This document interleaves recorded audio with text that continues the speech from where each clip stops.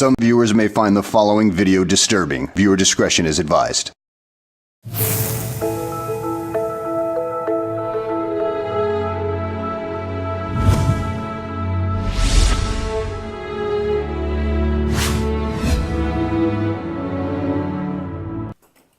B'Shem Hashem na'aseh v'natzliach, Shiur Torah.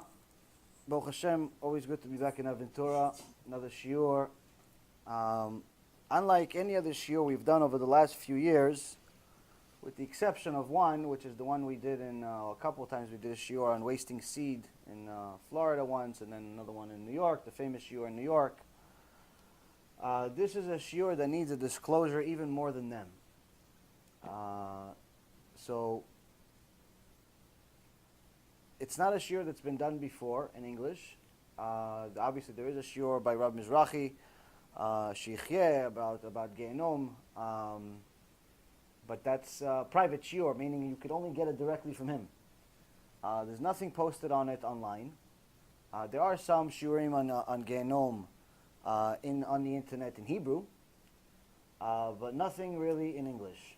And you guys have been asking me, and many other people have been asking me to do a shiur about Gehinom for at least a couple of years, and it's really been me that hasn't wanted to do it. And it's not necessarily because we want to hide the truth, chas v'shalom, as you see from every week's shiurs. There's more and more truth every week. There's more and more tshuva every week. But there's also a certain level of what you think people can handle. And because we go with Da'at Torah on every single move that we make, or at least I try to, the best I can, every single thing that I do, I ask my Rav. I try to use as little of my opinion as I possibly can. And the reason why is because I'm very opinionated. I have a lot of opinions. Which means that I have to use it less and stick to the Torah. And the Torah is not just the 5 books of Moses. It's not just the Gemara. It's not just the Mishnah. It's not just the Zohar. It's also your Rav. And once in a while, there's a certain thing that you can do. You have to ask your Rav. But there's a time and a place for everything. So for the last couple of weeks, we've been delaying this shiur because we got to a Mishnah in Pirkei Avot. We are now up to number 84. But we've been up to number 84 for almost a month. And the reason why is because we didn't start 84. And the reason why is because there's no way to escape the subject of Gehinom. This is what the shiur is about. This is what the Mishnah is about. Meaning that if you want to lie, then you can have a shiur about this Mishnah and make up whatever you want to make up. You could talk about Gan Eden, you could talk about, angels, you could talk about nice things. But if you really look at the Mishnah, you look at the Mefarshim, you look at what the commentaries actually say, the reality is that the subject of punishment, the subject of reward, the subject of Gan Eden, and the subject of Gehinom are very much a critical part of the Torah, just as much as Shabbat, just as much as kosher, just as much as modesty, just as much as conversion, just as much as how we are against idolatry, and so on and so forth. But nonetheless, in the Western world, and I would say probably 99% of the world, not just America, most people don't believe in Gehinom. Most people never heard anything about it. Maybe they heard a few little stories here and there, and they say, no, it's not really real. They ask their rabbi, what about Gehinom? Oh, no, it's a washing machine.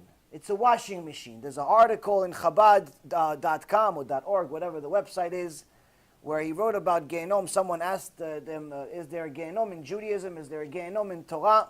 And they wrote an article about 5 or 6 years ago that pictured Gehinom to be such a nice place. I wrote him, I want to go there. It was such a nice place, such a nice washing machine, honestly, it sounded better than Gan Eden. They didn't like my comments, so they didn't publish it. But nonetheless, I wrote him a bunch of sources of how he's wrong. And none of what he says is in the Torah. Nothing. It's all made up. But unfortunately, the Western world has been lying to you and me and everyone else and telling you that Gehinom is a washing machine. He's been telling you guys that the most important thing you need to know about Gehinom and punishment in general in Shamayim is the busha, embarrassment. Embarrassment. Well, I'm going to go through the books, not just the Mishnah's commentaries. We're also going to use Tana Devei Eliyahu. We're also going to use Gemara. We're also going to use the Tanakh. We're also going to use the 5 books of Moses. We're also going to use some of the Sifrei Tzadikim like Sharei Gilgulim and many others. We're going to use no less than 50 different sources. So at the end of the shiur, my goal is not necessarily just to give you guys nightmares. I don't necessarily want to give you nightmares. To be honest with you, to give this lecture is a nightmare. I've been trying not to do it. If it was up to me, I wouldn't do it. But in a generation where most people think that Yirat Shamayim is a curse word or is politically incorrect, it's time someone did it. And Makom she'en ish tishtadel liot ish. A place there's no leader, at least try to be one. So like I told you guys on Sunday shiur or last week's shiur, that even if I was an aton, even if I was a donkey, and I came over here and I told you, Hashem Yitbarach said, keep Shabbat. And here's the pasuk, Parashat Ki Tisa, here's pasuk, Doesn't make a difference who I am. If I'm providing you sources for what I'm saying, it's irrelevant of whether I'm a donkey or a me.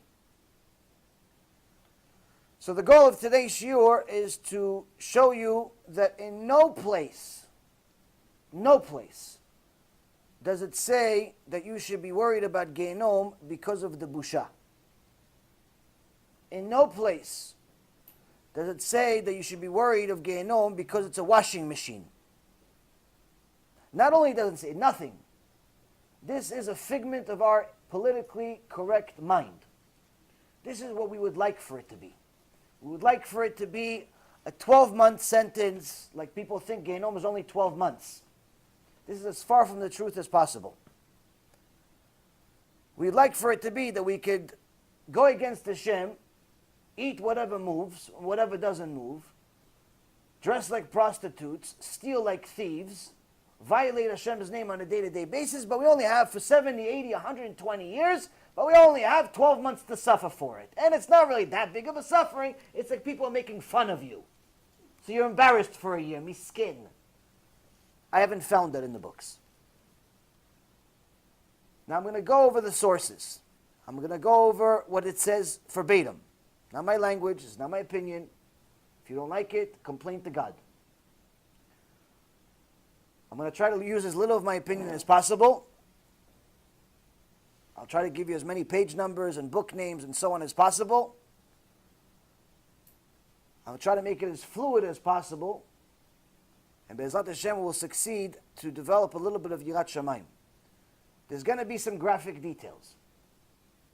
I'm not going to go over into every single detail that happens over there because there's not enough time in a day to do it.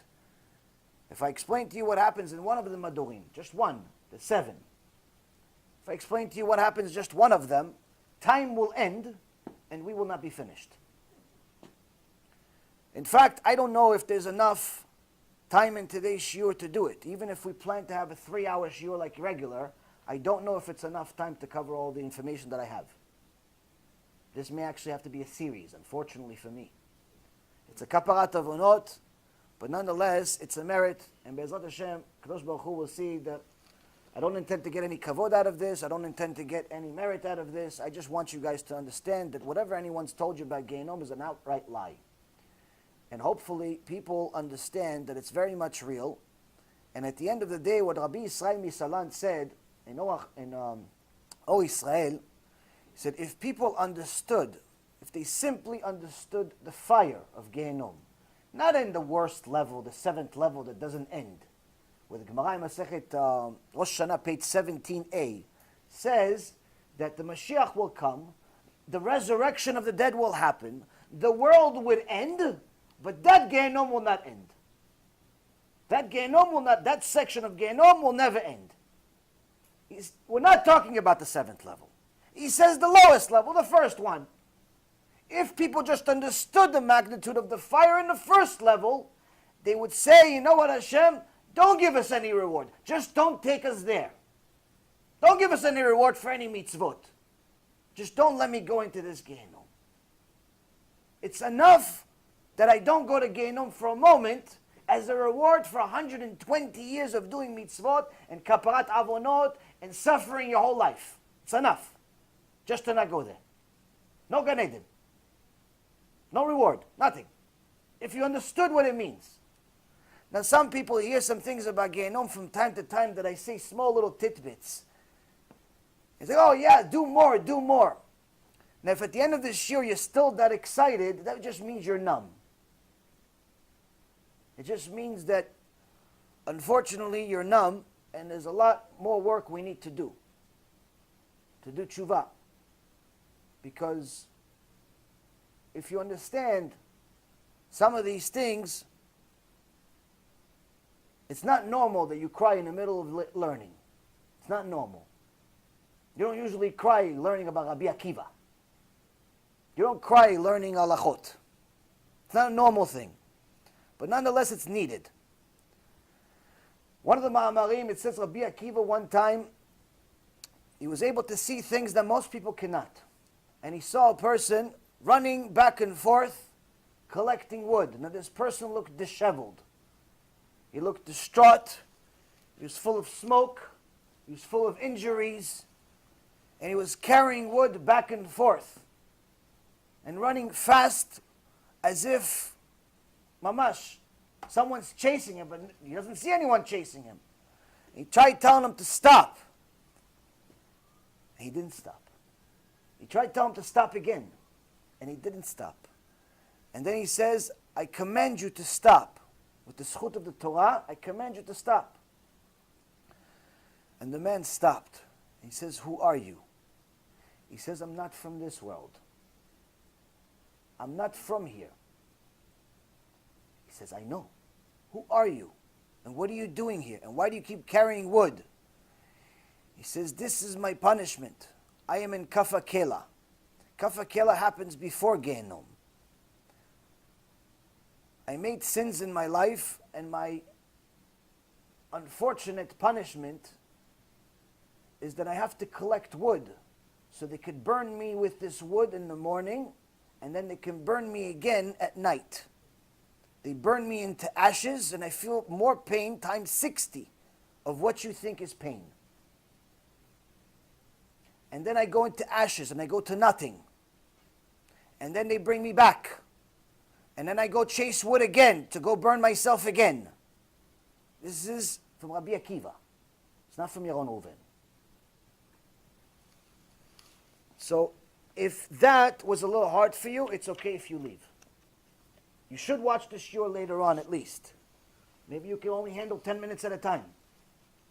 Maybe you can handle only a half hour at a time. I don't know. All I know is that it's not an easy shiur. Not to give it, not to study it, but nonetheless we all need to know it. Because the Gemara in Masechet Brachot says, when someone has the Yetzer Hara come to him to make a sin, he says, say Kriyat Shema. Say Kriyat Shema. Why say Kriyat Shema? Say Kriyat Shema, so remember there's a God. If that doesn't work, you still want to go out with the Goya. You still want to go out with the Goy. You still want to eat non-kosher. You still want to be not modest. You still want to do this. You still want to go against the Shem for whatever reason or another. He says, learn Torah. Why learn Torah? It'll remind you you're not allowed to do it. If that doesn't work, the Gemara says, okay, I did Kriyat Shema, babkis. I learned Torah, nothing. I want to sin even more now. What I do now? He says, remind him of the day he's going to die. Remind him of the day he's going to die. Why is that? That's it. Doesn't say anything after that. Doesn't say, talk to him about anything else. Why? Once you actually know what happens when you die, you don't need anything else. So that's what we're going to start off with. So Rabotai, prepare yourself. Again, I won't be offended if you can't handle it. Either way, Be'ezrat Hashem will succeed in getting a little bit of Yirat Shamayim into the Western world. So now, first and foremost, we should know a story of why these shiurim have been a very critical part of Am Yisrael for generation after generation until, unfortunately, our disastrous generation. If you look at the Ma'amarim of the Admor Mikosk, some of these Hasidim, I mean, honestly, you feel like it's like so far away, it might as well be Moshe Rabbeinu. Might as well be Moshe Rabbeinu. And they asked him, Kvod Arav, how come the Goyim, with their idolatry, how come they succeed so much? Just last week, Shem and Achim, last week, they did mass conversions in Israel. Mass conversions to Christianity, to idolatry. Mass conversions in Israel. In Eretz HaKodesh. Mass conversions. So already they're asking the Admor Mikos, they were succeeding even back then. Say, Kvoda, how come they're succeeding on us? We barely can start Chavruta. We barely have a shiur with 25 people. Why? He says the Kufrim, the heretics, עובדים את השקר באמת, ואנחנו עובדים את האמת בשקר.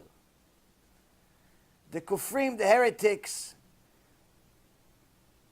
they work their lies, their sheker, 100%. באמת. We have the truth. We go half-ass. We don't do it באמת.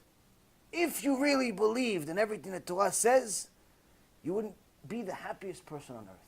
You go outside every single day. Outside, you wouldn't wait. You wouldn't say Modeh Ani in your bed. You'd say Modeh Ani in Shamayim, Modeh Ani, that I'm a Jew. You'd actually say, every time you see a Jew, you see Donald Trump, you see Bill Gates, you see Warren Buffett, you see all these goyim, Baruch Shelo Asani Goy. Looking at them, dafka. Not looking at some homeless goy, thank God I'm not a goy. No. Looking at the gvirim, the ashirim, and say, Baruch Shelo Asani Goy. If you actually believe what it says in the Torah. Unfortunately, we don't. Unfortunately, we see videos that talk about Donald Trump, we all get excited. Oh, wow, look, Donald Trump saved Rabashkin, yay, that's from Hashem, yeah, it's good, he's a good leader, Mashiach is coming, same Gimatria. Let's invest more money in Bitcoin, in the stock market. So we get excited. We get excited about Donald Trump. We get excited about nonsense. Instead of being excited that we're Jews, you have the truth in your pocket. So, Rabotai, when we're scared to tell the truth, it gives the kofrim, it gives the heretics, it gives the Avdei Avodah Zarah, the idol worshippers from Christianity, the heretics, and other fools from Islam, or other idol worshippers from Buddhism, all other religions, it gives them even more strength. Why? Go ask them. Go into their churches. Go into their mosques. Go to their Buddhist churches. See if they're all struggling for money. I don't think it's ever existed in history that a church struggled for money. Why? Because the fools that follow it, lie or no lie, they work it be'emet. We, barely. But we have the emet. So one of the reasons why is because we're trying too hard to please everyone. So it's time to forget about pleasing everyone. It's time to please Hashem. And if this was not in the Torah, we wouldn't talk about it. So the first thing a person needs to know is realize that he's not going to be here forever. Some are going to live 120 years like Moshe Rabbeinu. Some are going to live 23 years like my cousin that died last year on Rosh Hashanah. Same price. Everyone thinks they're going to live 120 years. The reality is, the longer you live, the more you realize it's not going to happen. You start meeting people and then they disappear. So let's find out first what happens. So there's a book called Gesher Lechaim by Rabbi Yechiel Muchinsky. He says a few things. He says sometimes the Torah tells you different things, Lachot, Sipurim, and so on. And you need the Torah to give you a little bit of Yirat Shamayim. But sometimes the Torah doesn't give you Yirat Shamayim. Why? You didn't get to that section. You skipped it. You didn't understand it. So Rav Ephraim says, my Rav says, sometimes you need to talk about what's going to happen when you die. So the Gesher L'Chaim talks about the halachot of what happens when someone dies. Literally. So the halakha of cleaning the body, cleaning the dead. Now, cleaning a dead person is not exactly the most comforting thing in the world, but you should all know you're all going to go through it at some point. Myself included. It's all going to happen. So when a person is extra proud of their looks and their money and their intellect and all the things that they have physically, you should know that at some point you're going to be like a little turkey, where they're going to take stuff out of you like a turkey from your behind. Okay? And you're going to be like a little corpse. So next time you're overconfident, next time you're arrogant, next time you want to show off, just remember you're going to be that. The only difference is turkey is kosher. A dead body is muktzeh. Not even allowed to touch it on Shabbat. It's a very uncomfortable thing when you actually realize that at some point someone's going to have to clean poop out of your body. But that should help you with your arrogance. It helps me. To realize, in reality, what are you so proud of? Something that's going to be muktzeh one day? Now,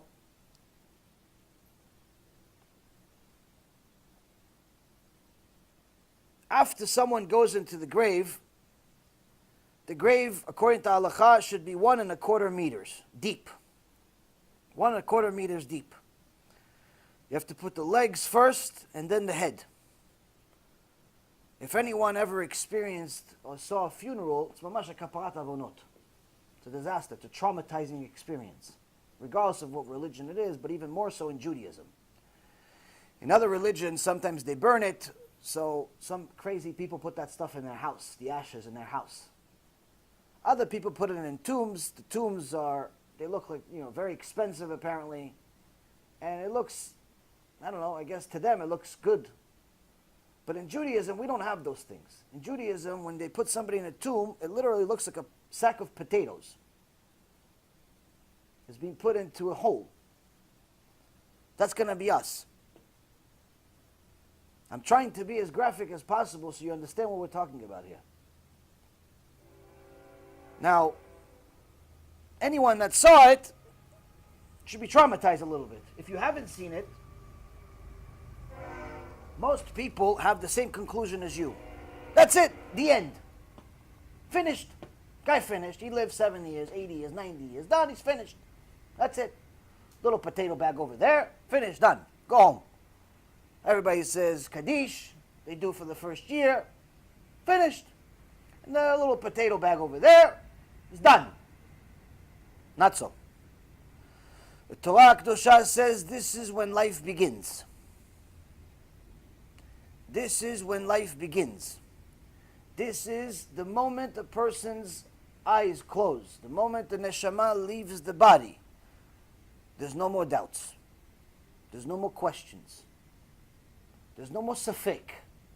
There's no more, I'm not so sure. There's no more of that.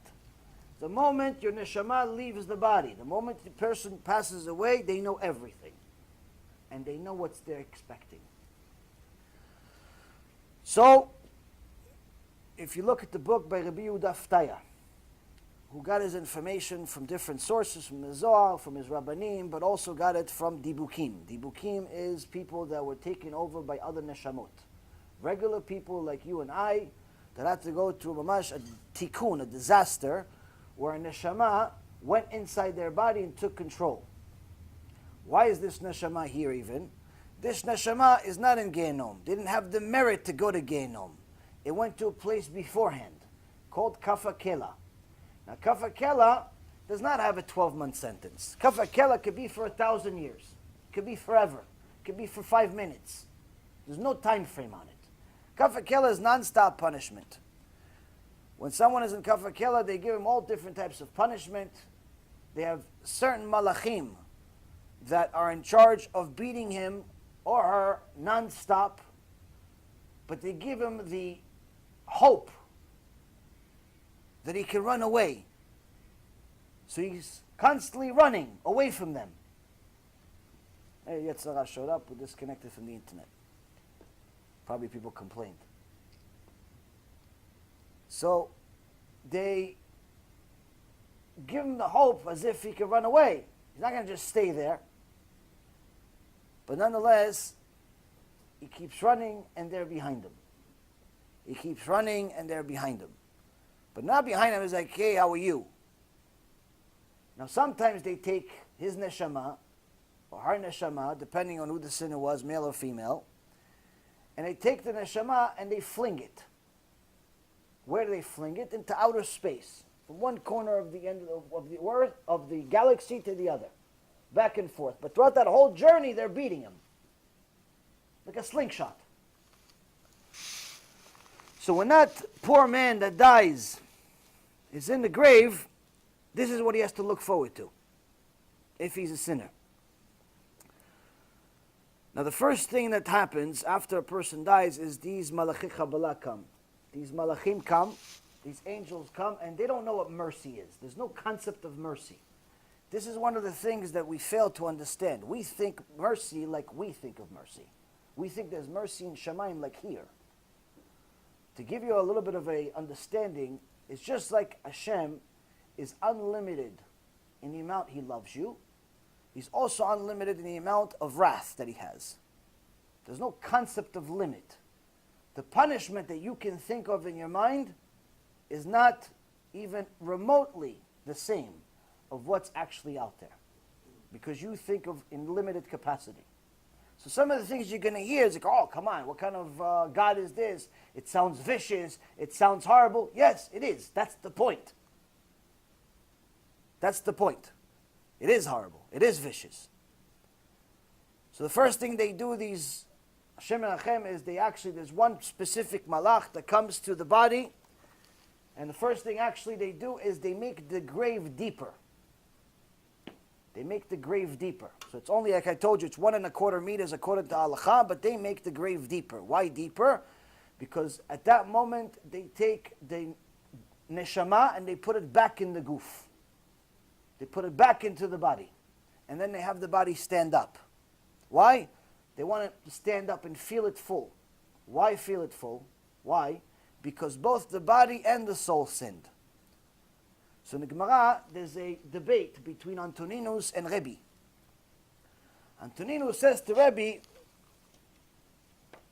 the neshama in the goof, the neshama in the body can get away with sinning. Why? They go up to Shamayim, to the Bet Din of Shamayim.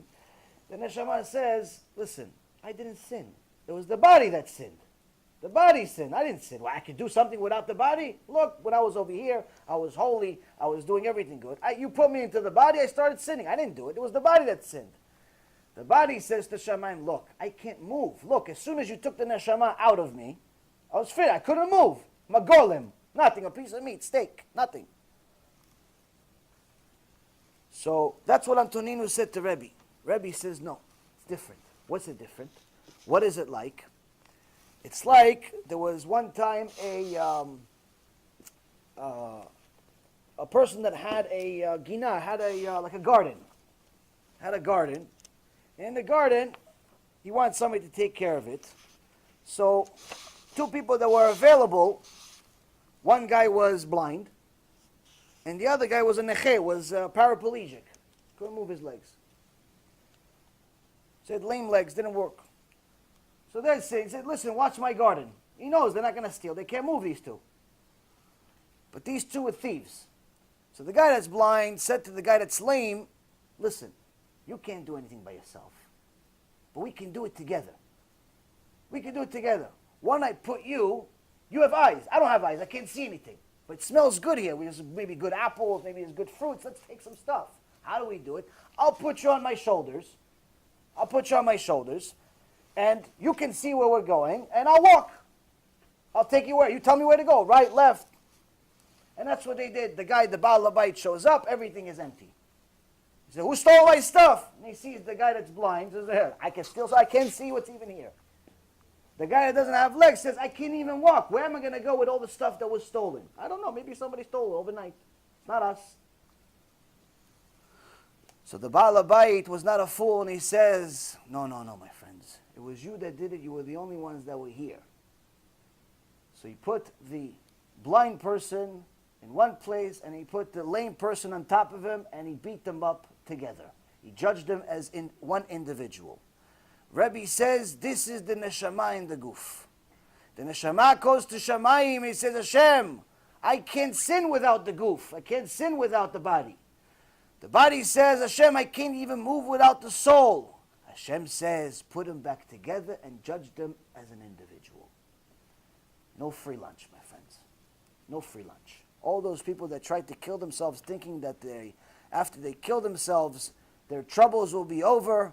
If they actually know what's going to happen the minute they die, they'll regret the moment they thought about ending their life. Because life actually just begins at that moment. This source of this story is Gemara Masechet Sanhedrin, page 91b. Now, after they take the body, first they take the grave, they make it bigger, they put the neshama back into the guf, and then one of these vicious Malachei Kabbalah comes and he says, what caused this person to sin? What led him to all sins? Oh, it all starts with the eyes. He looks at his friend's garden, he looks at his friend's bank account, he looks at his friend's wife, he looks at his friend's this, he looks at his friend's that, she looks at her friend's this, she looks at her friend's that. What led them to sin? The eyes. So first angel comes, he's responsible for what? Taking him out his eyes, breaking his eyes. Breaking his eyes over and over again to make sure this is why you sinned. You followed your eyes, now you understand what it means. Now you understand how much trouble it's going to get you in. Now you guys think, oh, okay, so eyes, not good, da, da, da. No, you don't understand. The concept of pain that you understand here, Baruch Hashem, I'm assuming that most of you never went through major pain.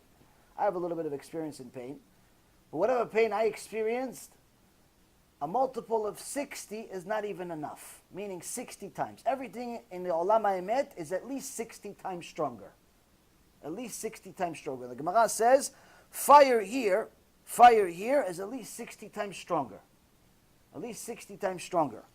The Baal Matok Midvash put commentary in recent history, recent generation, just died maybe 10 years ago. Matok Midvash, he told his student, he would take his kids, his students that were 6, 7 years old, on a trip. Annual trip. Where we take them? We take them to the woods, and they'd have a little bonfire. What, to put potatoes in? To put some marshmallows? No. I had a bonfire in the woods, and I told these little 7-year-olds, you see this fire? It's hot. Gehinom is at least 60 times hotter. Don't sin. Gehinom is at least 60 times hotter. At least 60 times this fire. Don't sin. All the little kids, Baruch Hashem, they have Yirat Shamayim already at 7 years old. So today, we don't even teach 70-year-olds about Yirat Shamayim or Gehinom. In previous generations, 7-year-olds already knew what Gehinom was. Just to give you an understanding of where we stand. This is just one generation away. One generation difference. So, one of the shiurim that's actually in Hebrew, it's a very good shiur, very educated, is by one of his students. And as a matter of fact, anyone that speaks Hebrew should probably watch it. His name is Rabbi Yitzchak Cohen. So anyway, he teaches a lot of Zohar, a lot of Kabbalah stuff, a lot of really interesting things. So now, what's the source for this kafa kela? Is it just a figment of our imagination? Is it just something, maybe you made it up? Maybe this, maybe that? Because really, some of the stuff we already said in the first few minutes is kind of crazy in comparison to a regular shiur Torah in the world. Now, in Kohelet, Ecclesiastes, it says, "Vayosif da'at, yosif machov." The more knowledge you have, the more pain you have. Why the more knowledge, more pain? It's supposed to be knowledge is power. That's the American saying, knowledge is power. No.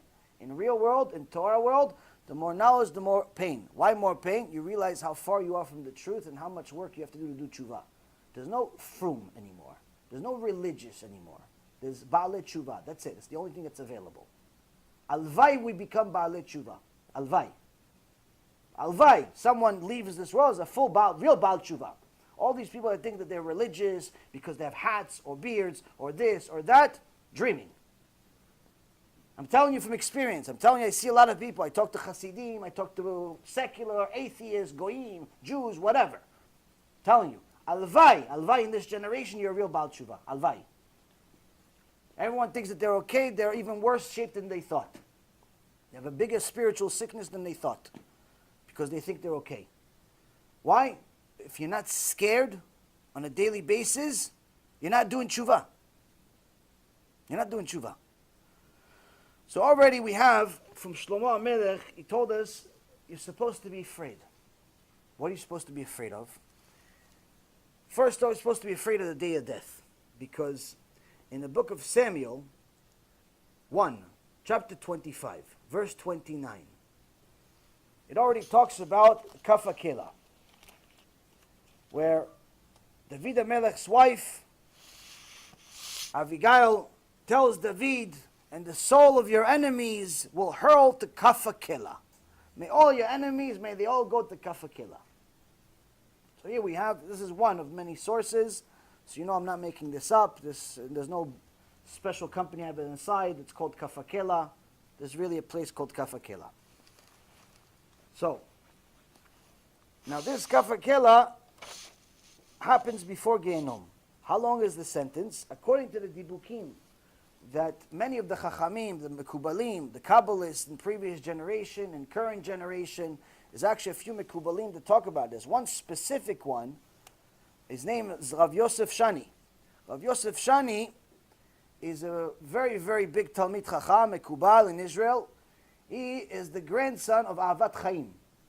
Anyone that knows some mystical books, a lot of really good stories, a very, very famous book called Ahavat Chaim. Ahavat Chaim was a very big Mekubal a little over 100 years ago or so, maybe more, and he saw some serious things in his life. He saw all types of spirits, ghosts, this, that, Dibukim, and so on. He has a book full of these stories. People coming back from death, people dying, this, all types of really, really interesting things. Scary stuff though, but nonetheless, this is his grandson. Now, in the previous generation of 150 years ago, some people like this existed, even in a recent 35, 40 years ago. Baba Sali existed, we knew, he was one, there was a few others. Rabbi Yudaftaya, there was a few. Now, it's very hard to find, because a lot of people say they're Mekubalim, but in reality they're just con artists. But now, if you hear someone to Talmid Chacham, he doesn't have to say much. 5 words come out of his mouth, if what comes out of his mouth, you'll know if he's Talmid Chacham or not. You hear his shiurim, is genius. Genius. And some of the things that he says and some of the things that he experiences and knows and writes about, mamash extraordinary. And he's dealt with dibukim. He's dealt with people that have been possessed. He's dealt with taking the neshama, taking your neshama, putting it somewhere else, and all types of very, very mystical parts we're not going to go over right now. But the point being is that from all of the different people from this generation, previous generation, from the days of the Gemara, from almost 2,000 years ago, all of them, in essence, agree that there's no concept of a limitation of time of how much a punishment is going to be in Kaf HaKela. There's no time. It could be 4 hours, it could be 4,000 years. One of the dibukim that Rabbi Yudaftaya writes about in Minchat Yehuda is that he actually dealt with the dibuk of, with the soul of Shabtai Tzvi, Machshimo V'zicho. One of the false messiahs of a few hundred years ago went into a woman named Rosa. And took control and so on and so forth, caused a lot of trouble. But this particular Shabtai Tzvi was a very difficult soul to deal with. But nonetheless, he tells him about a lot of things that he deals with. They burn him, they put him into ashes, they build him back up, torture. So, this is before Gehinom, Rabotai. This is before.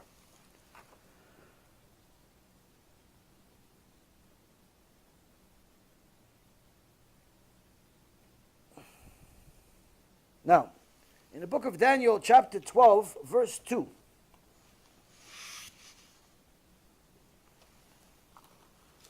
Many of those who sleep, this is what the verse says, many of those who sleep in the dusty earth will awaken. These for the everlasting life, and these others for shame, for everlasting abhorrence.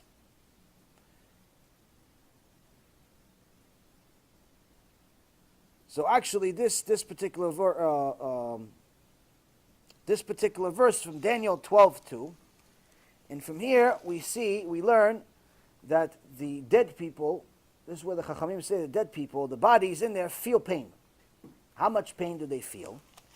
So in the Gemara it says that just like we actually went over this maybe about 6-7 months ago, just like the pain that a body feels when it's alive from a pin, you take a pin, you put it into your finger. Take a pin, put it into your leg, it's painful, right? It says just like a body that's alive, that has the neshama in the body in the same place, feels the pain of a pin, the dead body feels the pain of the worm that's eating his body. The maggot that's eating his body. Same pain, even more so. Same thing. Yeah, but you're looking at him, he doesn't have a pulse. Feels it nonetheless. Feels it nonetheless. You can't see it because your eyes are limited because of your brain. But he feels it 100%, even more so. Now, how long is this Gehinom? So a lot of people say, okay, fine, this busha, this, that, 12 months. 12 months is this Gehinom. Now, if you go to the book of Isaiah, at the end of the book, chapter 66, verse 24, it says the following, Anashim ha'posh'im bi, ki tola'atam lo tamut ve'isham lo tichbe. And the men that rebelled against me, Hashem is talking. Last verse in there. The men that rebelled against me, for their worms won't die. And their fire, meaning Gehinom, will never be extinguished. So how long is the sentence Gehinom? Torah says forever. Could be forever. Sometimes less, but it could be forever. That's the 7th level, which we'll go over shortly. So anyone that tells you otherwise, give me a verse that contradicts what we're saying, and by Rabbi Hashem, we will change the Torah together. But until you can, this is what the Torah says. Now, everyone knows that before the Mashiach comes, Hashem has to send who? Eliyahu Navi. So Eliyahu Navi wrote a book called Tana Devei Eliyahu, the teachings of Eliyahu Navi. When did he do it? After he left the world. After he left the world, Eliyahu Navi taught one of the Chachamim, Rav Anan. Rav Anan was a Tana, and he came to him and he taught him some Torah. And Rav Anan wrote it. It's called Tana Devei Eliyahu, the teachings of Eliyahu Navi. So you know it's a good place. Why? Eliyahu Navi doesn't say maybe, sometimes, I'm not so sure. He goes, he sees. So there's one place where it says the following. 7 things existed before creation. Before Hashem created the world, there were 7 other things that were already created. What were they? The Torah, Tshuva, Gehinom, Gan Eden, Kisei HaKavod, which is the throne of glory, the name of the Mashiach, Ben David, and Bet HaMikdash. Briefly, Torah was created, as we talked about in Masechet Chagigah, says Torah was created 974 generations before Hashem created the world. He took black fire and he wrote on white fire and he wrote the Torah. This is why your Sifrei Torah, regardless of it being already 3,300 years old, we still have the same exact law to use a white background with black ink. You're never going to see a kosher Sefer Torah with green ink. You're never going to see a kosher Sefer Torah with blue ink, with red ink. Even if it's pretty, even if it's nice, maybe you want to highlight Moshe Rabbeinu's name. Not allowed. Why? We're supposed to replicate what Hashem already did 974 generations ago, before 5,778 years. So almost a lot, to be exact. Almost a lot. It's a good exact number. Then he also created tshuva. Why tshuva? Because initially Hashem created the world midat adin, with his name of judgment. He says if there's no judgment, the world is not going to survive. Why? People are going to do whatever they want. I'm going to have to destroy it a week later. But then he said, wait a minute, but if there's only going to be judgment, I'm going to have to destroy it anyway because they're going to make sins. So it's judgment and chesed. But how do we do it? We create the concept of tshuva. They could always do tshuva. I'm going to give every single person a certain amount of time to do tshuva. Some people have 15 years, some people have 100 years, some people have 10 years, and so on and so forth. No one knows how much time they have. No one knows how much time they have. If they did, they would wait till the last minute. That's why Hashem does not allow anyone to live like they did at the generation of Noah, when people lived 1,000 years plus sometimes. Next thing is Gehinom. Next thing is Gehinom. When was Gehinom made? When was Gehinom made? On the second day. On the second day of creation, Hashem Yitbarach did not say Tov. He didn't say good. Every other day when Hashem finished the day, it was evening, it was morning, Yom Rishon, Yom Sheni. But before that it says, and he saw it and it was good. Second day, no good, nothing. Third day, double good. Tov me'od. So why no good on the second day? Because that's when he created Gehinom. That's when he created Gehinom. Wasn't happy about creating Gehinom, but nonetheless it's a very necessary part. Why was the third day Tov me'od? Because that's when he created Satan. Why? Because those are the things that are going to keep people in check. People will do tshuva when they understand that there's a price to pay for sinning against Hashem, to sinning against our Father in heaven. He didn't create us because he wants to punish us, but he created us nonetheless to follow his law, and if we don't, there's a price to pay. Just like your kids, if they don't do their homework, if they don't do what Ima and Abba said, they have to have a punishment. If they don't have a punishment, then all you're doing is growing up little Hitlers. That's all you're doing. If you don't punish your kids, then all you're going to have is a little Hitler, eventually grow up to a big Hitler. That's what's going to happen.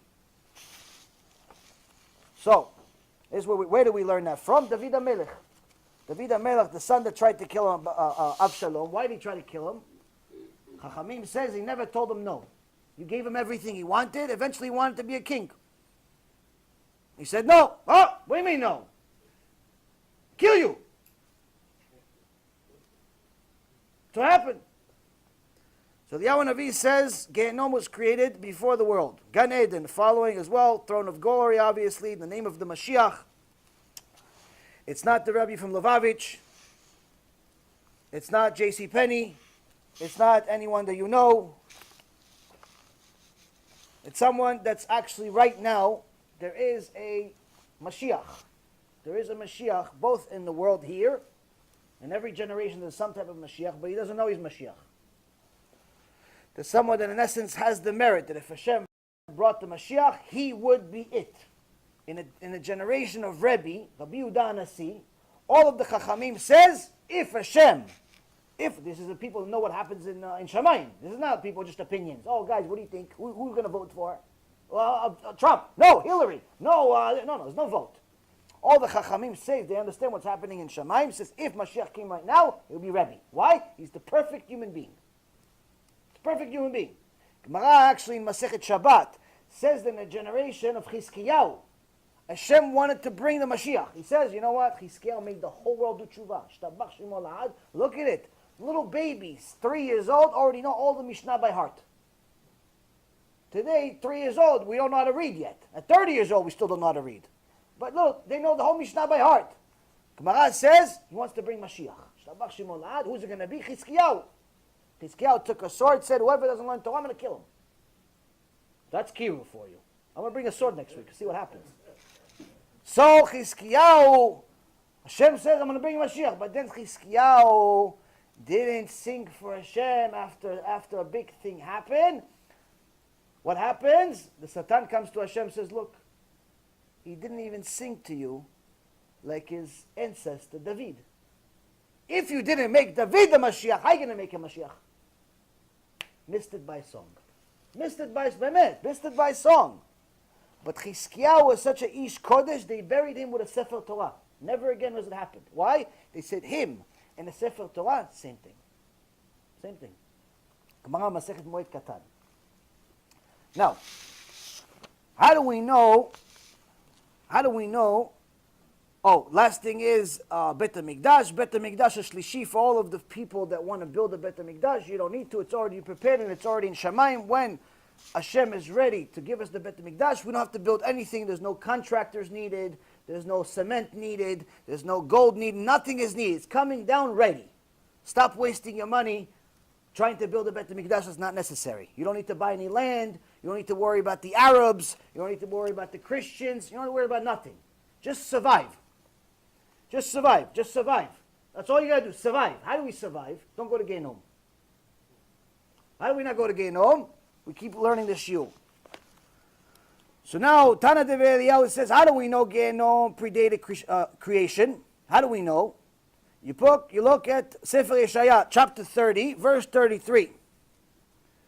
It says, for Tifteh. Tifteh is another name for Gehinom.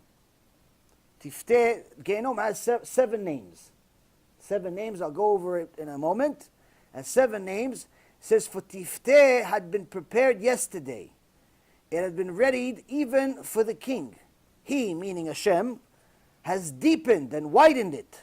Why is he deepened and widened the Gehinom? So many Reshaim in every generation, he has to make it bigger. Its inferno has much fire and wood, and the breath of Hashem is like a steam of sulfur burning within it. So just so you know, every single human being on earth has a, thank you, has a kaparat avonot, has a mamash, a suffering that no human on earth can tolerate. What suffering is it? Smelling the smell of sulfur. Unless you've lost your sense of smell, you cannot tolerate the smell of sulfur. Why? Why can't you tolerate the smell of sulfur? If you go to Yam Melach, you go to the Dead Sea, certain parts of it smell like sulfur. I remember one time we went there a few years ago, and there's a hotel. In the hotel, they have like different salt bath, this bath, that bath, and there was one bath that was a sulfur bath. What a stench. Awful. Supposedly, it's supposed to be healthy, but the stench is mamash unbelievable. Why? Why? But it's not just me. Every person. You, me, everybody. Why? Because your neshama knows a secret. What's the secret? That's the chemical they use in Shamayim in Gehinom. Same smell. In Gehinom is sulfur. Your neshama, no, don't take me there. Finishes the tshuva. Your neshama can't tolerate it. So now this is, again, from Tanakh, Yeshayahu 30:33. You want to check it? Be my guest. This is from Tana de Eliyahu. And then he says the following. The word Tifteh means Gehinom, which was created before the universe was brought into being. When the Holy One, blessed is He, created Gehinom, He praised all of His works. Even Gehinom is worthy of God's praise, since it indirectly preserves the world, because a fear of Gehinom impels the Jews to observe the Torah. Without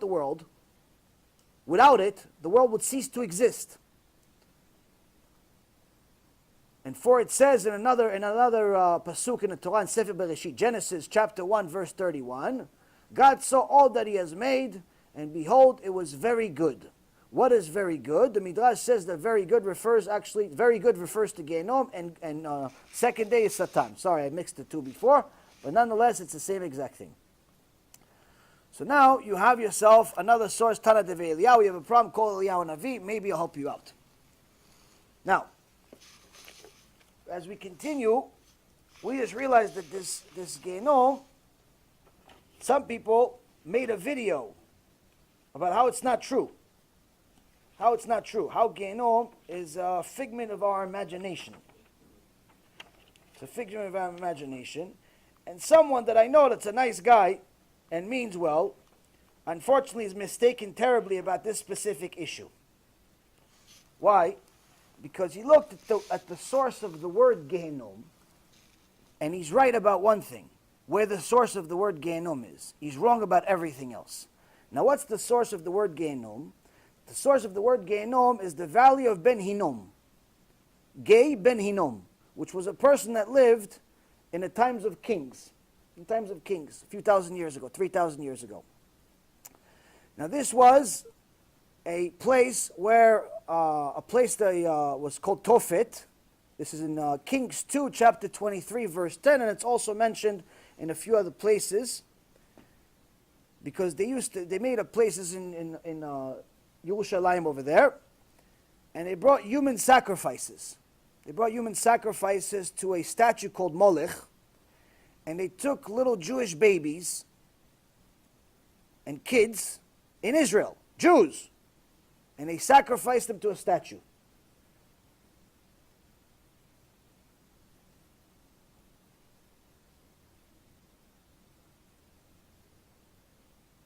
But here the difference is, so that's why they call this place Gehinom.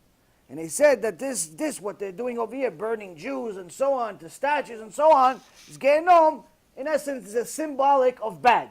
What's the worst thing that we can think of? Gehinom, hell. So that's the source of the word Gehinom. But Gehinom is not the only name. Gehinom is not the only name that Gehinom has. If you look at the Zohar Kadosh, you look at a few other places in the Reshit Chochmah, you're going to find out a few interesting things. First off, it says you go to Reshit Chochmah. We're going to go to Reshit Chochmah, so none of you think I'm making this up. I'm just writing notes out of thin air. And not just you guys, I'm referring to anyone that's watching it, because I'm sure I'm going to have a bunch of fan mail after this shiur. So in the Gemara, Masechet Shabbat, Daf Lamed Aleph, Amud Bet, 31 Bet. It says that Hashem created the world for the sake of Yirat Shamayim. Hashem created the world for the sake of you fearing Him. He wants you to fear Him.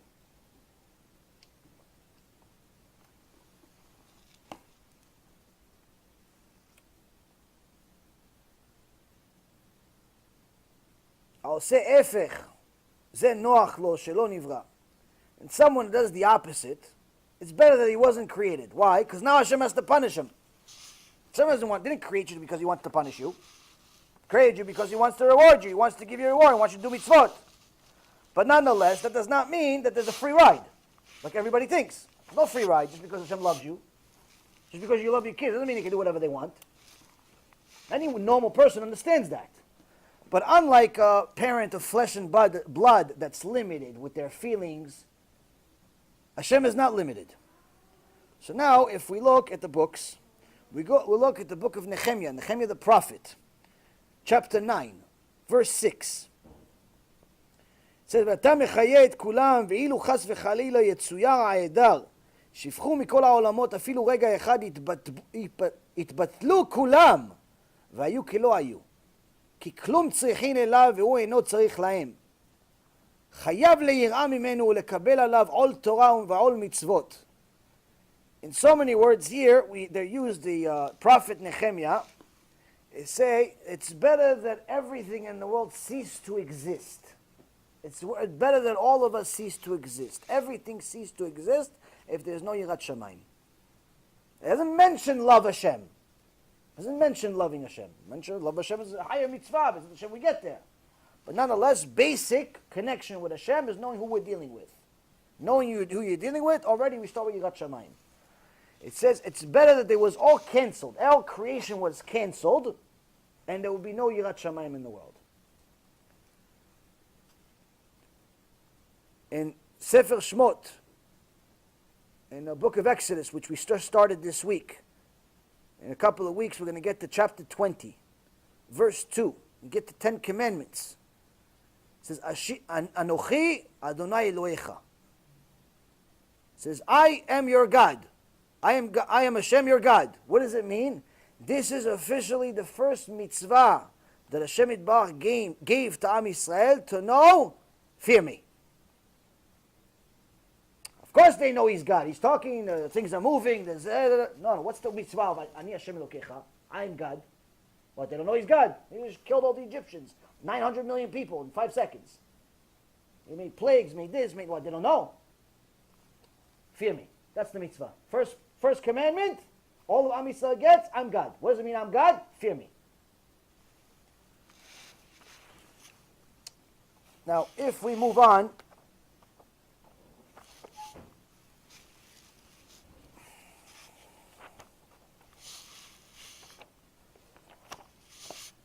you see the following. First off, another reason of why Gehinom was an appropriate name, aside from the person that was a Rasha Me'usha in a place that was of wickedness happened, there's another reason that Reshit Chochmah says and why it's called Gehinom is because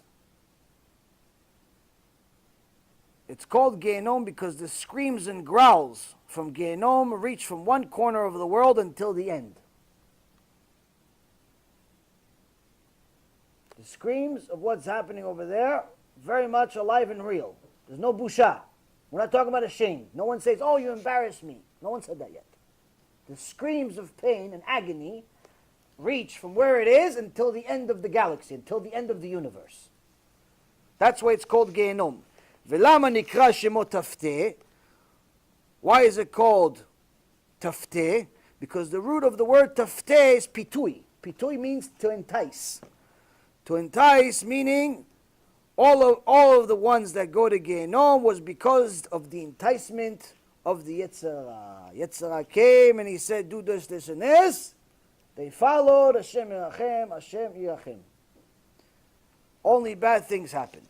Now, there are several names for Gehinom. And it says here in Perek Rishon of Maseret Gehinom, שלושה שערים יש בגיהנום, אחד בים ואחד במדבר ואחד ביישוב. It says there are 3 gates to Gehinom. One is bayam, one is in the ocean. One is bamidbar, one is in the desert, where they put Korach. One is Bayishuv, which is Yerushalayim. How do we know? Zo shebayam minayin she'emar. Where do we know it's from? It's in the ocean. The book of Yonah, chapter 2, verse 3. Mi beten sheol shivati shamati koli. Yonah says, one of the names of Gehinom is Sheol. You took me out of there, Hashem. It wasn't just some big dolphin or a whale. Mamash Gehinom. You took me out of there, Hashem. That's one of the sources. Where do we know it's from Midbar? When do we know it's in the desert? Minayin.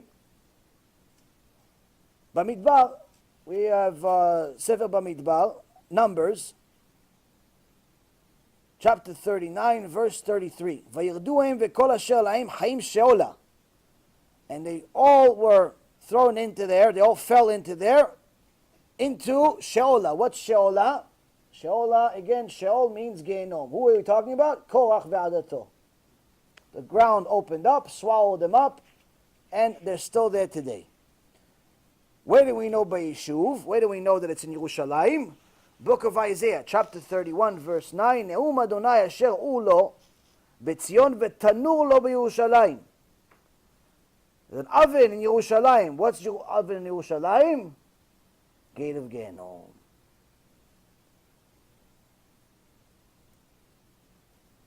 So here we see that already things are a little bit different. Have you heard so far anything about busha? Anything about embarrassment yet? I'm still looking. Now this same Gehinom, we learn a lot from Eliyahu Navi about it. But one of the places it says, Eliyahu Navi says, some say, there's the openings in the ocean, in the desert, and in the Yerushalayim. And some say it's in Shamayim. What do you mean, some say? What do you mean? You're Eliyahu Navi, you can go there. If it's one of the Tanaim, if it's Rabbi Akiva, if it's Rabbi Shimon Bar Yochai, if it's somebody from this generation, if it's somebody knows who doesn't know, fine, some say. But you're Eliyahu Navi, you're living in Olam HaEmet. What do you mean some say? Some say, the Chachamim explain, there's 2 Gehinoms. There's one literally in this world, in this globe that we're in, that's below us. The other one is above the Rakia. There's 2 Gehinoms. There's also 2 Gan Edens. There's one here, and there's one above. Some say you're referring to the ones that have the openings here, Yerushalayim, the desert, the ocean. Some say that, but some are referring to the one that's above. That's what he's talking about. Not that there's 2 opinions. There's no 2 opinions in Eliyahu Navi. He says, depends who you're talking about. The one here or the one there. So now this Gehinom, Eliyahu Navi gave Rabbi Yehoshua ben Levi a tour of Gehinom. In Gemara Masechet Eruvin, Daf Yutet Aleph, 19a, Rabbi Yehoshua ben Levi says, 7 שמות יש לגיהנום ואלו הם. There are 7 names to Gehinom, and these are them: Sheol, Avadon, Be'er Shachat, Bor Shaon, Tita Yaven, Tzalmavet, Ve'eretz Tachtit. So you have 7 different names, aside from Gehinom. The Gehinom is the 8th name. Gehinom is the 8th name. These are 7 names. Where do we know? Where do we get the sources for these? Each one of these names has a verse, at least one. Many have more than one verse in the Torah of where they get it from. It's not, oh no, I think it's this. No, I think there's no opinions. Nothing that I've given you so far is an opinion. Everything has to have a verse in the Torah. This is Emet. This is from Hashem. This is from Mount Sinai. Book of Yonah, chapter 2, verse 2. Tehillim, Psalms, Peichet, 68. Chapter 68, Tehillim 68, verse 12. Same place again, Tehillim 55, verse 24. Again, Tehillim 40. Tehillim talks about it a lot. Verse 3. Tehillim 107, verse 10. Book of Isaiah, chapter 30, verse 33, which we went over already. And again, Tehillim in another place. So here already we see that there's countless places in the Torah by David HaMelech, by Moshe Rabbeinu, and so on and so forth. There's also a midrash that talks about how when Moshe Rabbeinu went up to Shamayim, Hashem gave him a tour. What did he give him a tour of? He says, Hashem, show me your kavod. What does it mean, show me your kavod? Show me why you do what you're doing. Why do you decide to give this guy schar, this guy gets reward, this guy gets punished? Why? He says, I can't show you my face and live. What do you mean face? Hashem doesn't have a face. There's no face. Someone thinks that Hashem has a face is a kofel. It's a heresy. There's no face. So what does it mean? I can't show you what I'm doing right now because you won't understand. I can't show you where you're still in the body. But I can show you my back. What's my back? Things I've already done. So he showed him everything that happened in the past, from creation all the way to then. Noah, the generation of Noah, Avraham, Yitzchak, Yaakov. Then he showed him the future. He showed him Rabbi Akiva. He showed him our generation, Hashem Menachem. He showed us a lot of things he showed him. He saw Rabbi Akiva, and he said, Hashem, if you have such a person like this, why are you giving me the Torah? Give it to Rabbi Akiva.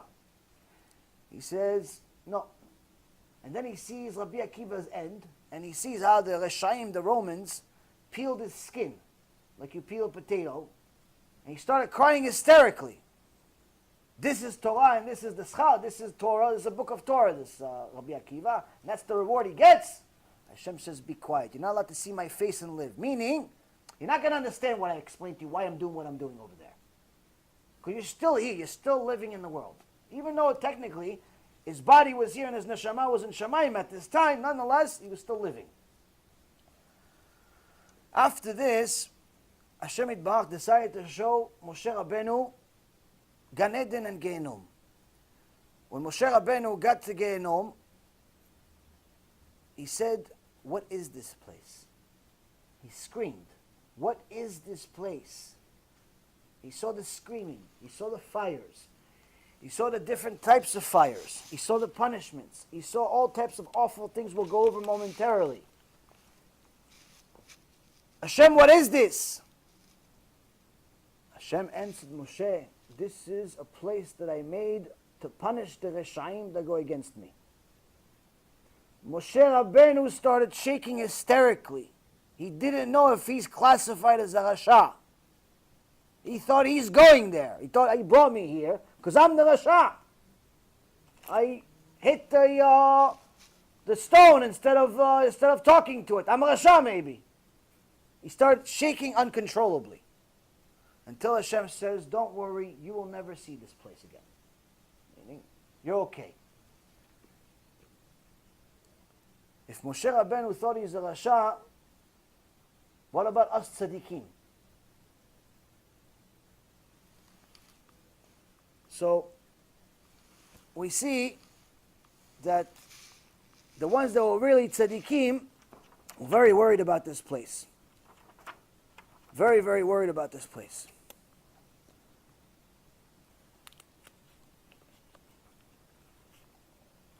Now this Mishnah in Avot, Mishnah in the 4th chapter, 29, it says the following. Hu haya omer. He used to say, which is referring to the same Tana that talked before, which is Rabbi Elazar HaKapar.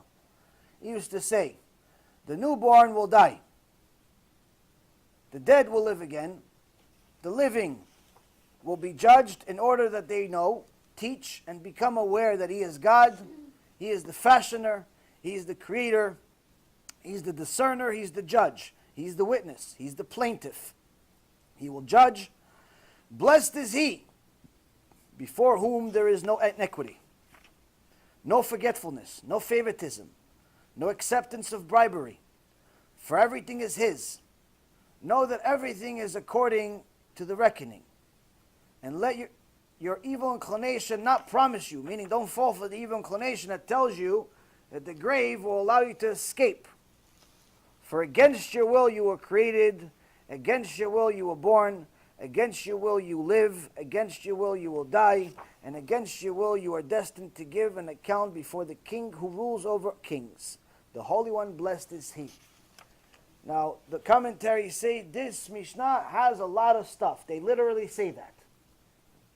This Mishnah includes everything. What's everything? Know that there's reward and punishment. That's everything. Know that there's someone you have to deal with. Briefly, we usually go into more details in each one, but we're already doing the concept of it. The Tana is telling you a few things. The ones that are going to, the newborn that will die, Chachamim, Rabbeinu Yonah is saying this is, just to know, this whole Mishnah is about doing tshuva. Why? Eventually you're going to die. V'ametim lichyot, the dead will live again. Tiferet Israel, Midrash Shmuel, and several others are all saying the same thing, where this is talking about the resurrection of the dead. Eventually, we're all going to be resurrected if we're tzaddikim. But if we're not, then there's a different resurrection. What's the resurrection? Eternal Gehinom, eternal punishment. V'chaim lidon, and the living will be judged. Living will be judged, meaning people get punished in this world as well. But nonetheless, after. In order that they know, teach, and become aware of who He is. In essence, Hashem gives you all kaparat avonot in this world, whether it's finding the wrong coin in your pocket, instead of 10 cents you found a quarter, or if you lost some money in the stock market, or you have a headache, or you're, Baruch Hashem, a flat tire, or any of these easy ones, or difficult ones, like Bar Minan. Some people have cancer, divorces, this, that, lose kids, Shem Alachem. Someone I know, a rabbi that I know in Coral Springs, just had a 2-week-old baby die. I mean, this is a kaparat avonot. Why does Hashem do all these things? He said, listen, there is a din and cheshbon. There is an accounting that happens in Shamayim. Each one of us has a different account with Him. In essence, the whole purpose of all of these things is to know He's God. That's the point of your life, to know He's God. But to say, okay, I believe in God, but go against Him on a regular basis, that means you know the wrong God. Because this God, you can't go against Him on a regular basis. Why? Because if you know who He is, you're going to realize there's a din and cheshbon that comes up after that, after this life. He's the fashioner, He's the creator. The Meiri says that He's the one who created you originally, and He's also the one that's the Yotzer. That means that He's constantly sustaining creation. He's constantly recreating the world on a regular basis. U'amevin. He's the discerner. What does it mean, U'amevin? This is specifically catered to all of those people that have the excuse, oh, listen, this generation's a weak generation, so Hashem understands. So in Psalm 33, verse 15, it says, Amevin kol ma'asem. Amevin kol ma'asem, meaning Hashem knows every generation. He knows this weak generation. He knows the generation of Moshe Rabbeinu. He knows the generation of after, in between, before, after. Meaning, all of you can do tshuva. All of you can follow Hashem. All of you can do everything. There's no such thing as, no, we're weak, so therefore we don't have to do. No such thing. Umevin. Umevin meaning when He created the world, He knew you're going to come. He knew you're going to come, And he still wrote this Torah, meaning if this Torah was not applicable to today, he wouldn't have written the Torah. He wrote a different book. He said he would have wrote, okay, this stops at year 2017 of the Christians. This stops at 5778 of the Jews. Stops. No more. Why? Because we're weak. So the Torah stops.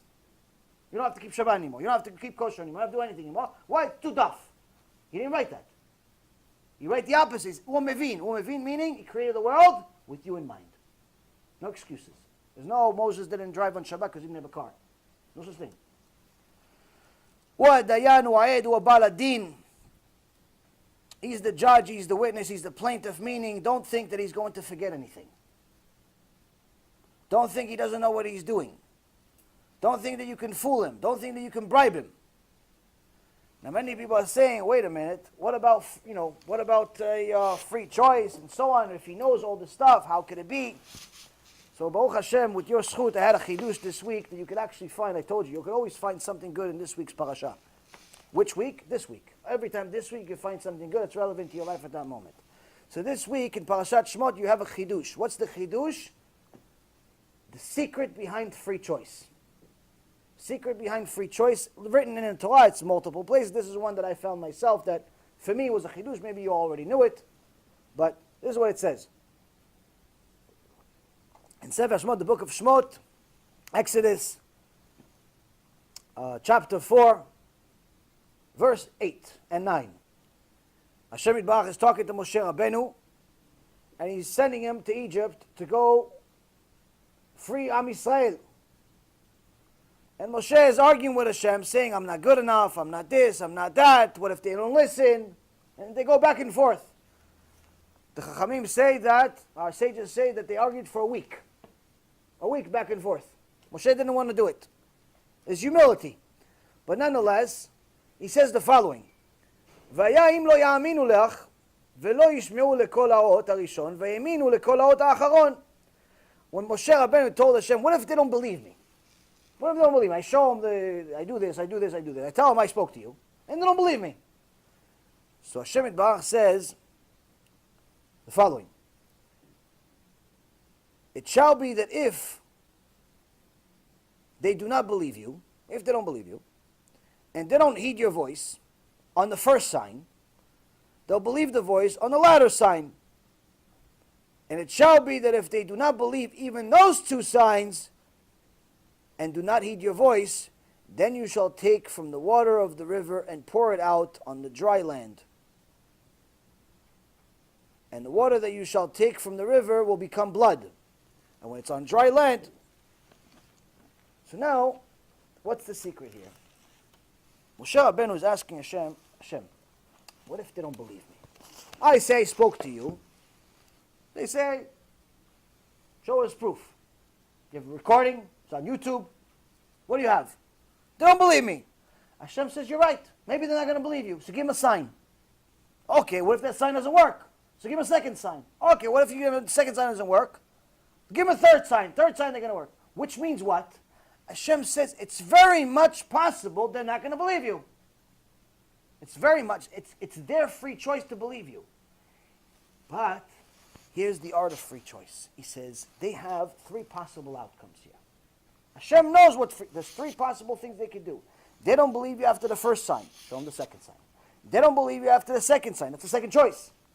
Give them the third sign. After the third sign, they're definitely going to believe you.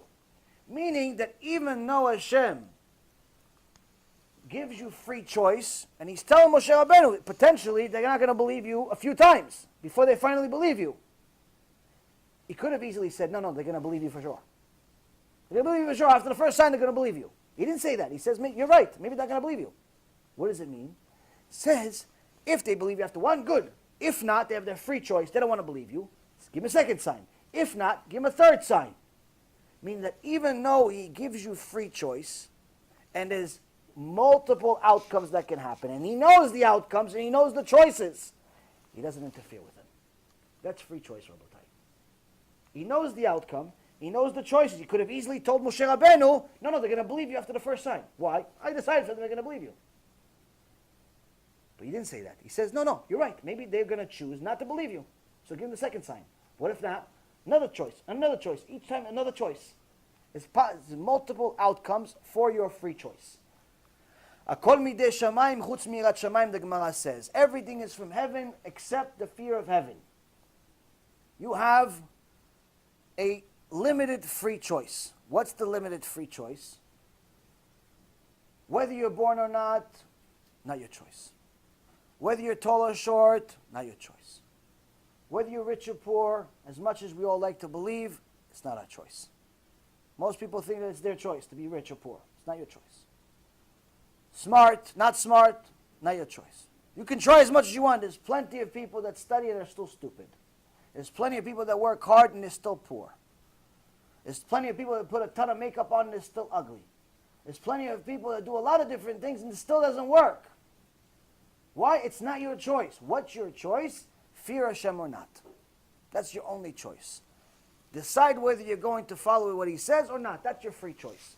So Hashem says, I know what the outcomes of your free choices are, but I'm still not going to interfere with it. That's why if a person, if Hashem interfered with this free choice, he wouldn't have the right to punish us for it. So that's what this Mishnah continues to say. This Mishnah says that he will judge, meaning eventually he's going to judge us. Baruch hu, she'en lefanav lo avla. Blessed is he before whom there is no iniquity, meaning he judges fairly. There's no such thing as unfair judgment.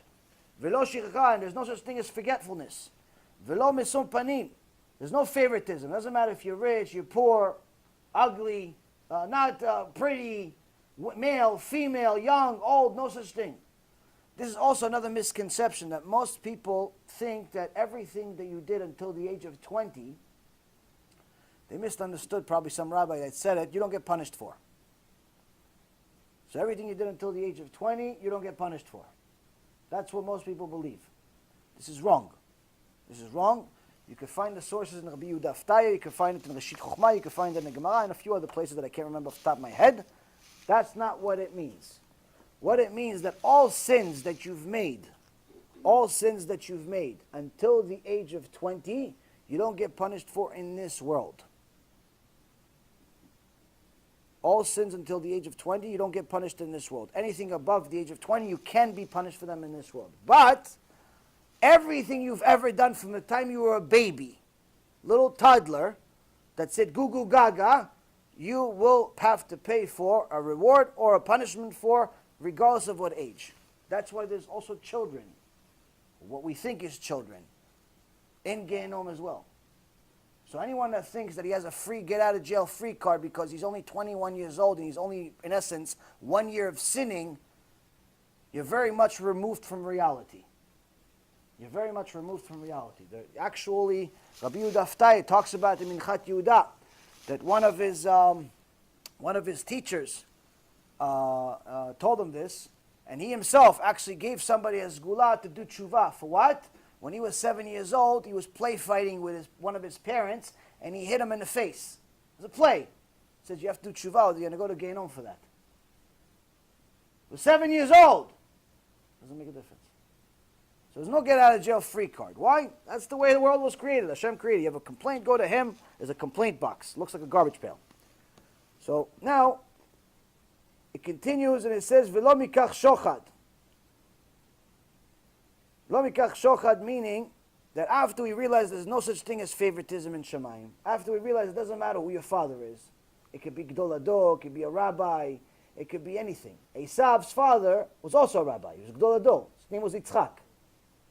But the Torah says, the Tanakh says, it's Esav Saneti. There's a pasuk in the Torah that says, Esav Saneti. Hashem says, I hated Esav. Gemara says, what does it mean? No olam haba. Gemara Masechet Sanhedrin says, Esav has no olam haba. Why? He's a rasha. But his father was Gdol Ador. His grandfather was even bigger. His brother was tzaddik. What? There's no olam haba. Why? He knew the truth, still didn't do it. So there's no favoritism in Shemayim. Doesn't matter who your father is. Doesn't matter who your friends are. Doesn't matter who your uncle is. Doesn't make a difference. Doesn't matter if you're rich, poor, fat, skinny. Makes no difference. Whatever you are, wherever you are, Hashem knows. Ani mevin. He knows. V'lo mikach shochad, and there's no bribery. Meaning that a person cannot think that, no, but I made some mitzvot, so that's fine. Those mitzvot are going to replace my sins. I wasted seed for 20 years of my life. I wasted seed for 20 years of my life. But now I did tshuva, and I keep Shabbat now. And I don't waste seed anymore, and I keep Shabbat. That fixes it, right? No. Good, you're going to get schar for keeping Shabbat. You're going to get schar for doing tshuva and not wasting seed anymore. But to fix the wasting seed has a different tikkun. Different tikkun. Not doing it is good. Keeping Shabbat is good. But to fix the wasting seed or any other sin has to have a different tikkun. The biggest tikkun for everything is to get other people to stop doing it. Get other people to do tshuva.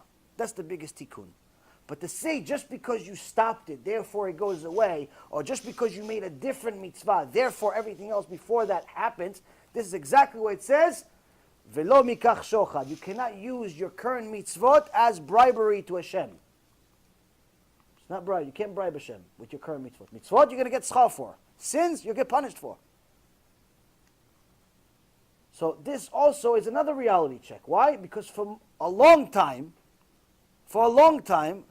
and I think probably everybody thinks this, to at least some extent, we thought just because we did tshuva, everything's okay. No, my friends. We still have to do tshuva every day. We still have to do tshuva every single day. Something every day. Take something every day, every week, every month, every year, every something. You have to do something. That's what I say. There's no such thing as frum. There's no such thing as someone's religious. Okay, so you keep some mitzvot, chazak u'baruch, but you're still making sins. So we have to do it. But the good news is that Hashem pays well. He even pays the Reshaim. The Gemara Masechet Sanhedrin, page 96a, says that Nebuchadnezzar one time showed honor to Hashem.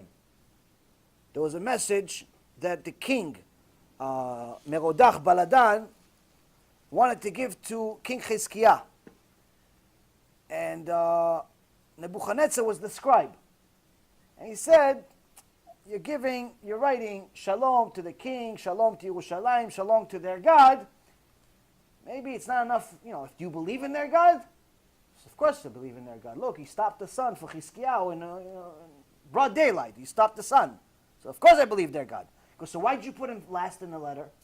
Why'd you put him last? He goes, you're right. Change it. Get the mailman. So Nebuchadnezzar ran out and took 4 steps to get the mailman and get the mail back and rewrite the letter. That honor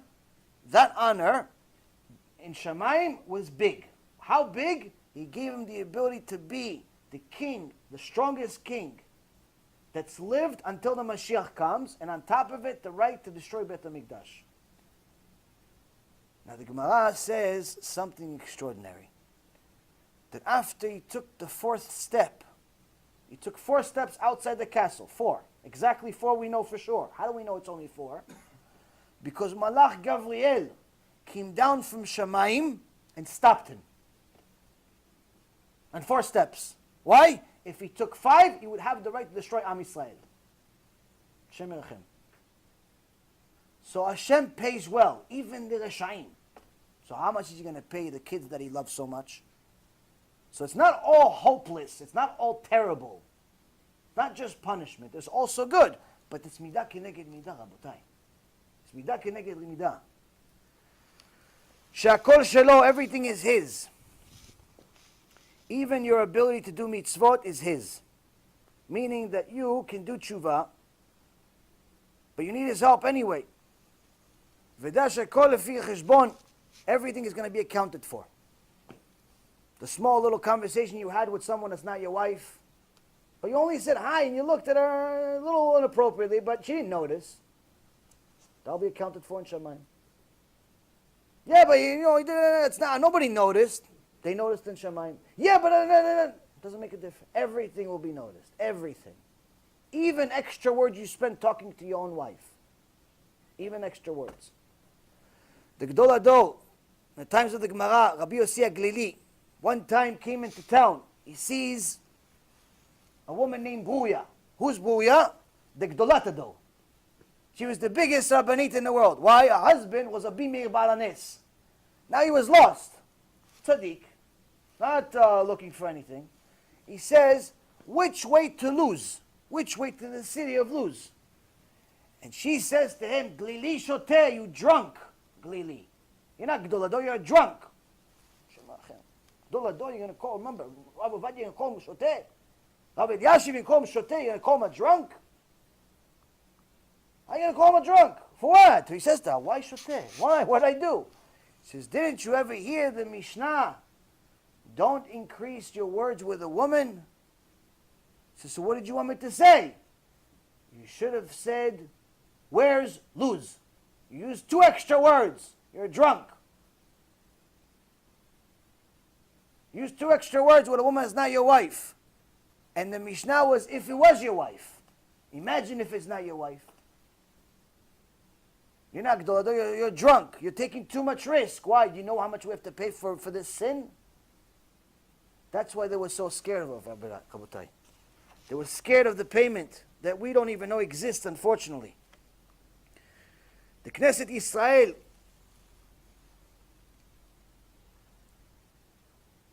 says that the reckoning, the cheshbon, is also referring to the fact of how bad the sin was. Not necessarily if it's Chilul Shabbat, or it's you didn't say bracha before you learned Torah.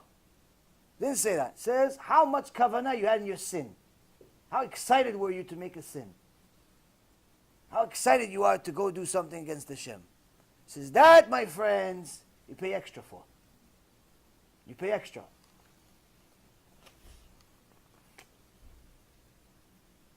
So,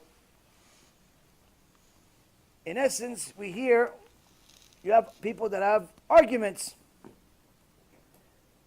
says, don't let that argument, that yetzirah that you have that's telling you, no, it's not real, it's not this, it's not that. Don't let that evil inclination, yetzirah, make you think that you can get away with it. And don't let that yetzirah let you think that just because you didn't really ask to be born, therefore you can sin. Because the reality is that even though the Mishnah says you were born even without asking, you will die without asking, you will live without asking. At the end of the day, every single person in the hospice center, you told them, listen, you're dying. What do they try to do? They still try to get another breath. They still try to breathe more. They still want more. They're still willing to pay every single penny to live another second, another moment. Why? Everyone wants to live. The fact that you didn't ask to come is irrelevant. Once you're here, you want to be here. So, the Vilna Gaon gives a phenomenal genius. That's why he's called Gaon. Halachic analogy of the commentary on this Mishnah. It says if Reuven builds a big fence around his field, and your fence is, Shimon's field is inside. And Reuven builds a fence, 3 corners. Doesn't do a whole 4, because you're inside. You don't have to pay him for it. Why? He built it for himself. And you could technically say it's not a full fence. But if you're going to build the 4th one, then you have to pay him for what he built. Why? Because now, obviously, you want what he built. You want what he built. Similarly, the first 3 statements that you were created without wanting to, you were born without wanting to, you live without wanting to, you will die without wanting to, all these different things, they're all very nice. They're all very nice reasons of why a man should, not have to pay for his sins. They're all very nice reasons why he shouldn't pay for his sins. But the fact that when someone is told, listen, you have 5 minutes to live, unless you give me every dollar you have. You have 10 minutes to live, unless you breathe twice for every second. What are you going to do? You're going to fight for it. So now you're here, you want to live? You have to pay for the rest of the fence. You have to pay for the rest of the fence. You like it or not, you want to be here.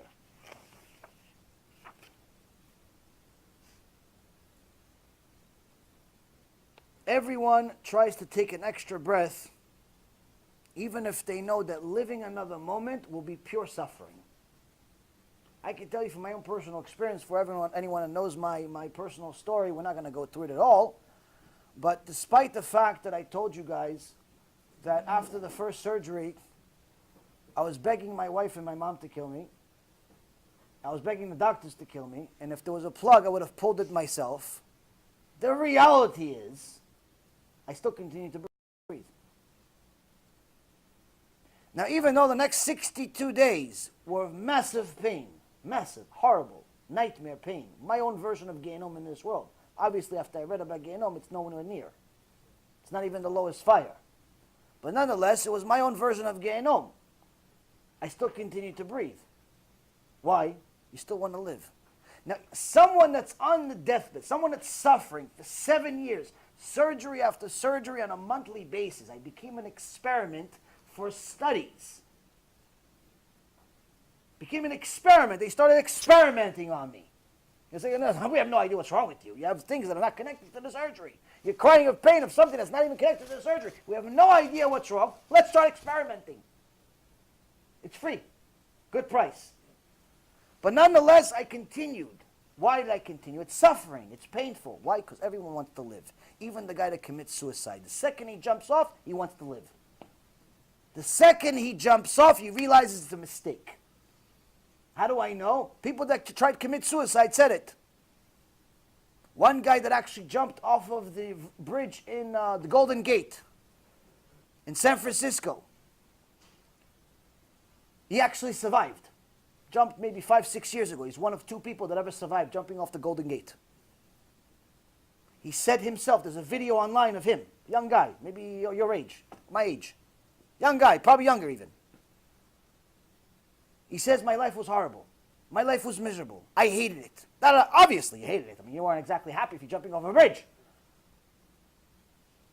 But the second my feet left the bridge, I regretted it. The second they left, I said, no! The second I left, everything flashed in front of my eyes and I realized it was a mistake. Why? Everyone wants to live. The fact that you want to live, that's the reason why you have to pay the bill, for the full fence. Any sin you make, you will have to pay. Now, we haven't gone to the graphic stuff yet. We will shortly. For anyone who doesn't know, this is a shiur about Gehinom, so it's not going to be the pretty nice stuff like we try to. But nonetheless, it's all things that are in the Torah. So far, we've provided sources of where Gehinom is in the Torah. Ultimately, the end of the Mishnah says you will be destined. Ultimately, this whole thing, this whole point of your life is to know that at the end you will have to pay the bill. You have to give an account. Before who? Before the king who rules over all kings. The Holy One, blessed is He. In Psalm 139, verse 7 and 8, King David says to Hashem, where can I go? How could I run away from your spirit, in so many words? Where can I flee from your presence? If I go to heaven, if I ascend to heaven, you're there. If I make my depths to the lowest depths, if I make my bed to the lowest depths, meaning if I go inside Gehinom, behold, you're there too. Can't run away from Hashem. That's the point. So, now, the Sfarim HaKadoshim made it a point that we realize that Gehinom is very much a subject that people need to know about, because that is the one way that if a person understands it, even if it's once in their life, they learn about it, they understand it, they can meditate on it, they can think about it at one point or another, especially before a big sin, especially before they make the mistake of their life, especially before they go in a wrong direction. If they understand this and believe it, this is the type of information that can keep you away from the Yetzer Hara. So we'll go over it, some of the stuff that we haven't yet, and Bezat Hashem, give you a little bit of a better understanding.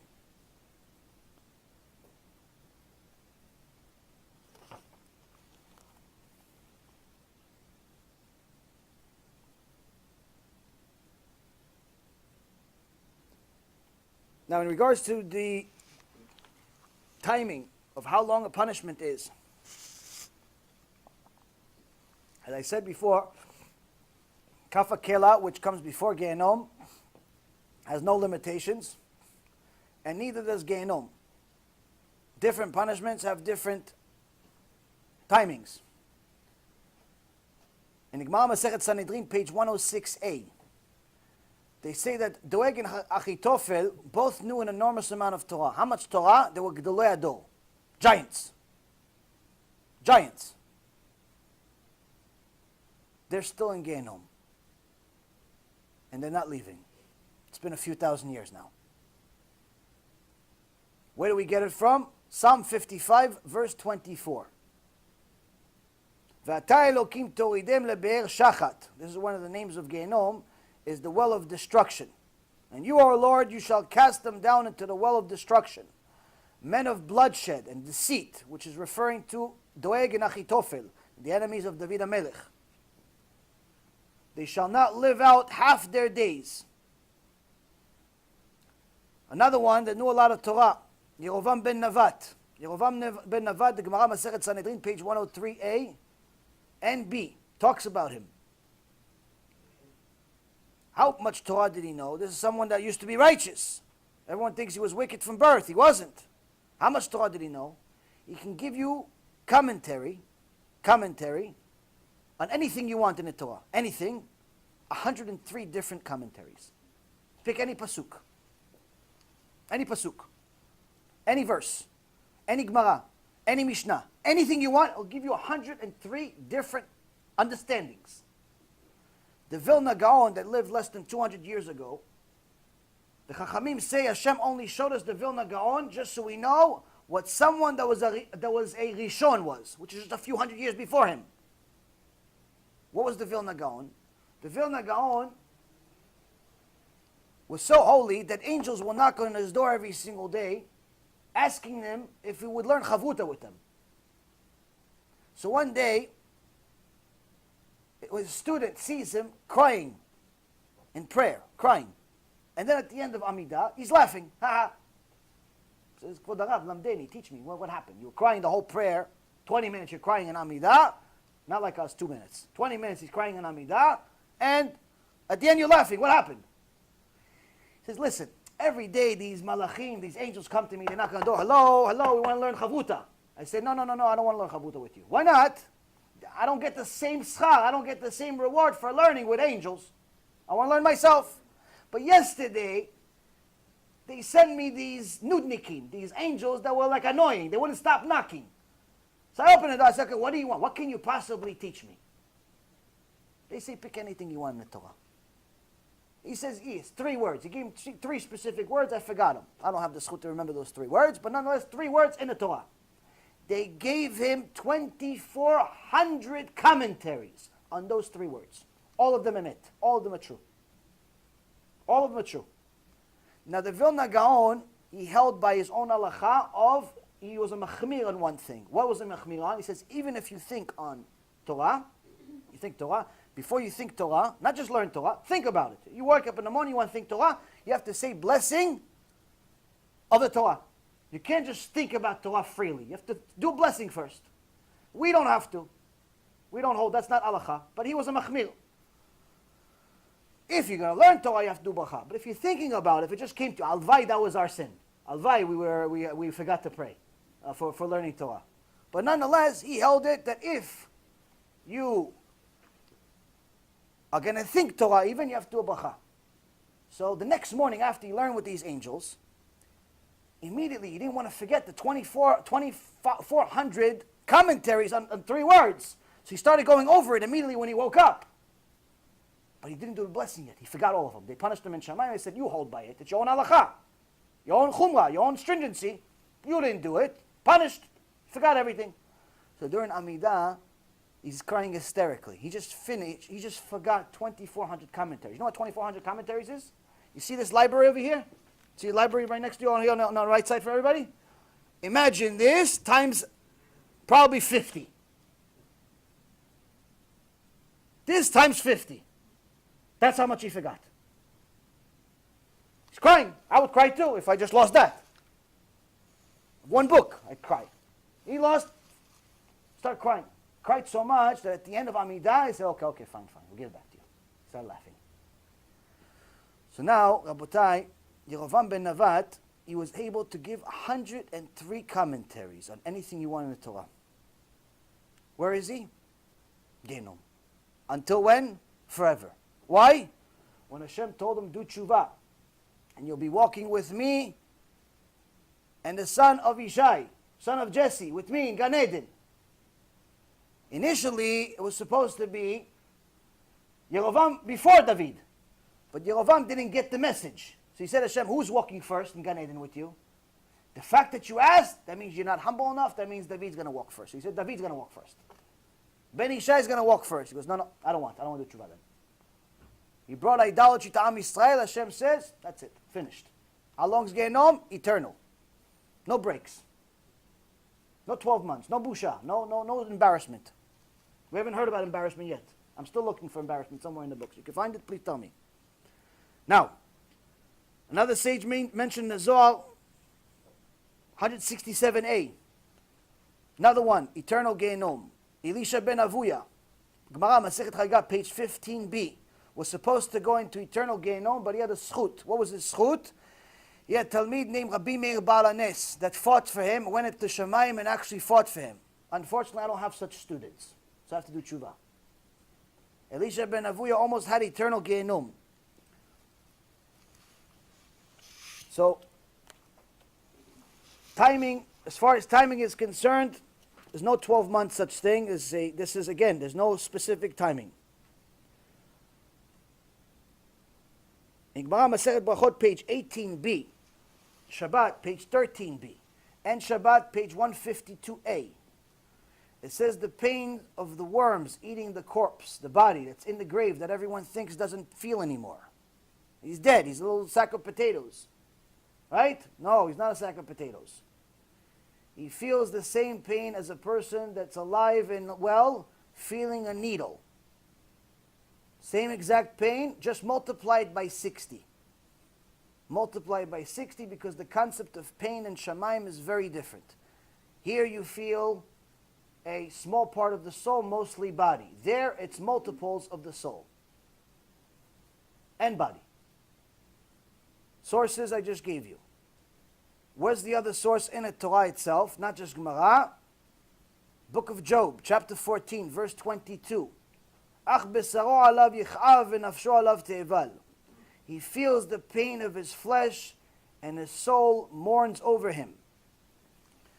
In essence, Job, the one that suffers most that we know of in the Torah, he says, he's giving us the source of the fact that even after someone dies, the pain of the flesh, the soul is mourning over it. Why? Because the soul is feeling it, even though the flesh doesn't seem like it's feeling anymore.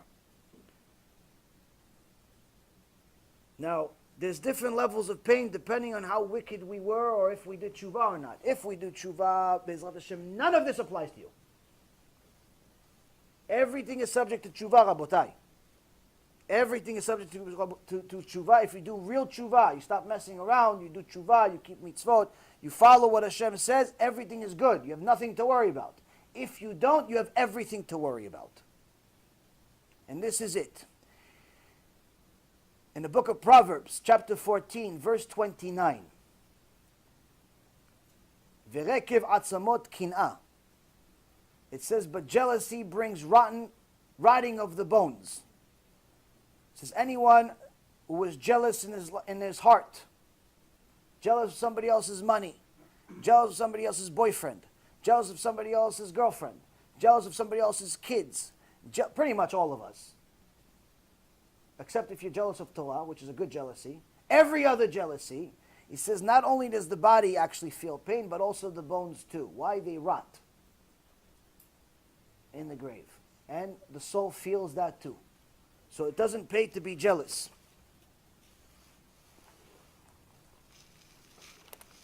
Now the book of Jeremiah, the book of Lamentations, chapter 3, verse 39. The prophet Jeremiah says, Ma'it onen adam chay gever al chatav. What is a living person complaining about? Everything that's happening to him is his own sins. Why, you complain you had a flat tire? You complain you have a headache. You complain you don't have any money. You complain you have bayot and shlom bayit. You complain you have bad kids. You complain this. Why are you complaining? Jeremiah is telling why are you complaining? Everything is from you. You did it. You complain that the bones are going to rot. You did it. You complain that Gehinom. You did it. Anything you complain. You did everything. Don't complain. Or do tshuva. That's in essence the beginning. The beginning of tshuva is understanding that every single thing you're going to do is you.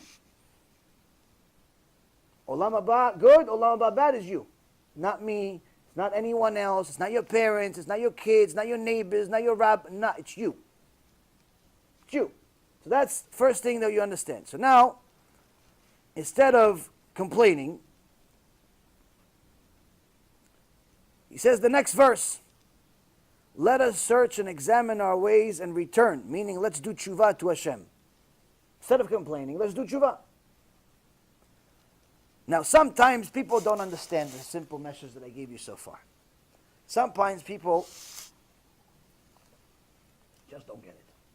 I tell people, listen, if you are mechalel Shabbat, if you violate Shabbat, according to the Torah, in 12 places in the 5 books of Moses, according to the Shulchan Aruch, 7 places, according to the Zohar, and also multiple places, I just don't remember all of them off the top of my head, according to every single book that was ever written by any major Chacham before this generation that wrote about Shabbat, every single one of them, if you violate Shabbat, you don't have a small punishment.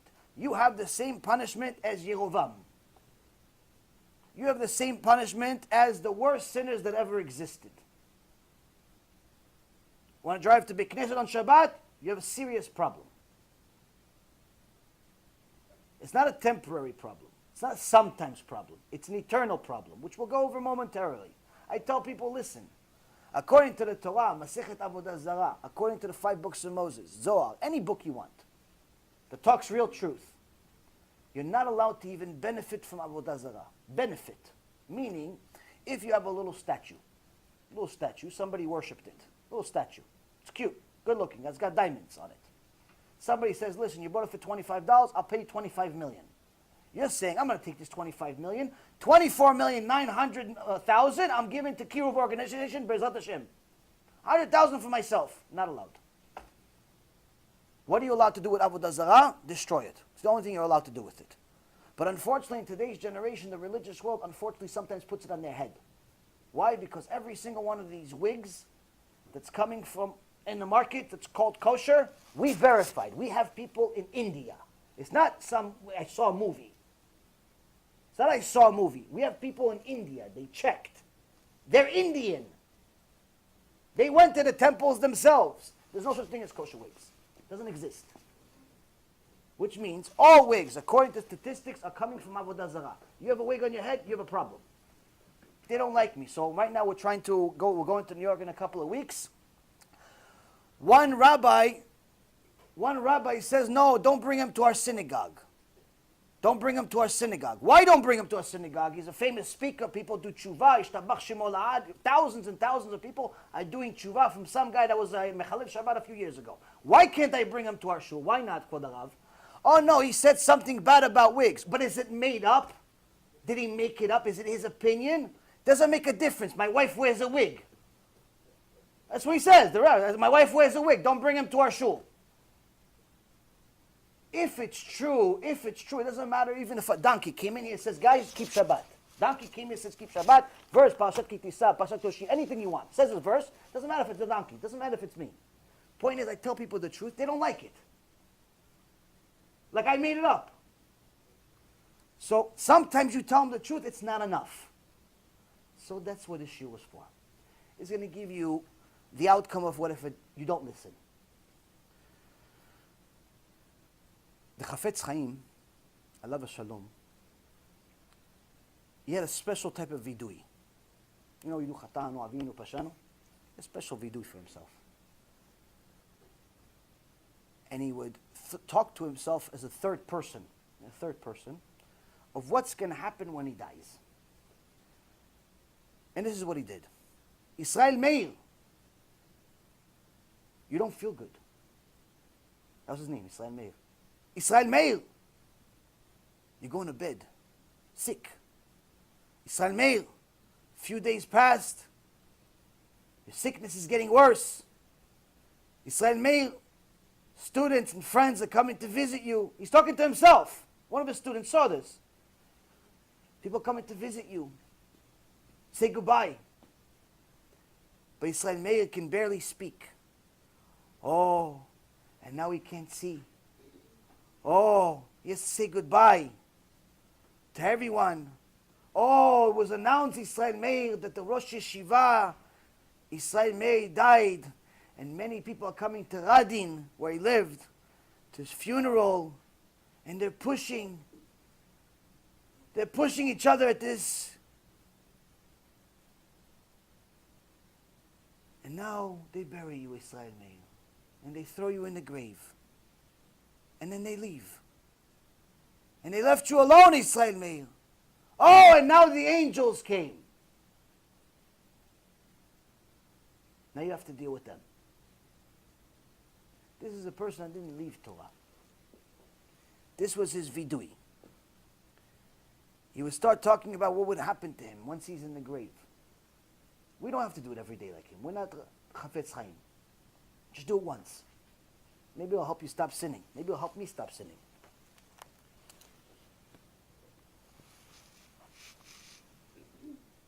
Psalm 94, first verse. El nakamot Hashem, el nakamot Ofia. We say this every Wednesday in Shachrit.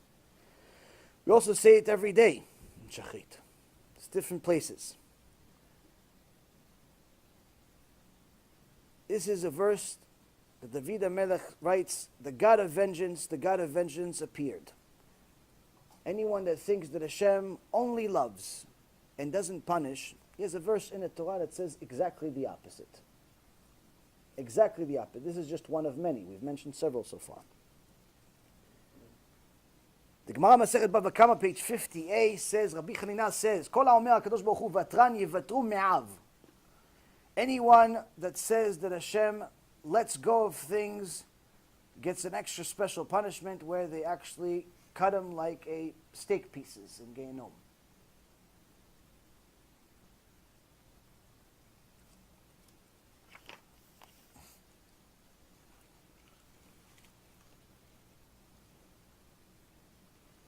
Now,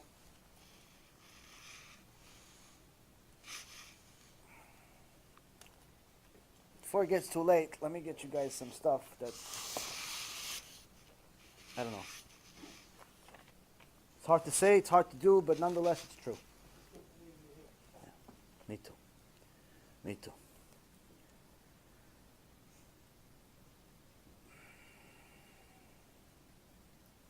The book Reshit Chochmah. This is not some guy. This is not a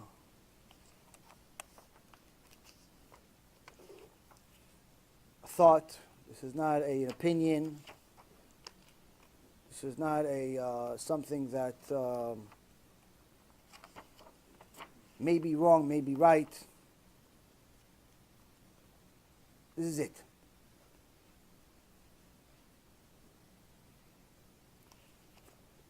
Following is said.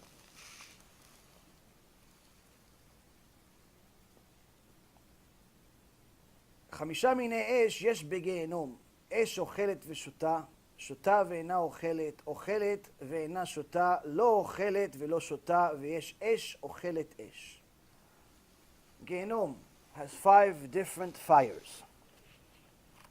The concept of fire here is nothing. There's 5 different fires. One fire that eats and drinks. This is spiritual, Kabbalistic stuff we're not going to get into of what each and every single one of them means, because then the shiur will be 100 hours. Shota ve'ina ochelet, drinks but doesn't eat. Ochelet ve'ina shota, this is in essence the significance, power of different parts of the fire. One fire is 60 times, the lowest level is 60 times worse than this world. 60 times worse than this world, the lowest level. Then there's a fire that's able to get in the way of that fire. What's the example? Example of literally a fire that could make another fire go out. But the highest level of fire is the fire that lo chel v'lo shota. I'm sorry, that Esh Ocheret Esh. Esh Ocheret Esh is a fire that literally eats another fire. We learn this from Avraham Avinu. Avraham Avinu was thrown into the bowl, into the hole over there. It was so horrible that the people that threw him, they went on fire. People that threw him, they went on fire. They died, but nothing happened to him. Why? Because the Malach came to Hashem and said, Hashem, let me save him. I'm the fire. Gabriel was the fire. He goes, no. He's one, I'm one. I'm going to go. I'm going to use my fire. What's this fire? Fire that takes out any other fire. Meaning that he was in fire, but the fire of God. Fire that there's no other fire in the world that you can remotely imagine. But nonetheless, there's different types of fire. We haven't gone to the busha section. We still haven't gone to the shame section. We're still on fire so far. 2 hours into it. Now, yesh bagechalim ke'arim. There are certain coals in Gehinom that are the size of mountains. V'yesh bagechalim ke'gvaot. There are certain coals that are the size of hills. Hills. V'yesh bagechalim ke'yam melach. There are certain coals that are literally like the Dead Sea. V'yesh bagechalim ke'avanim gdolot. There are certain coals that are the size of boulders. You go to the beach, there's always like a section of boulders over there. There's some coals that are like, that's the smallest ones. Little baby ones that are still heavier than this room. That's the baby ones.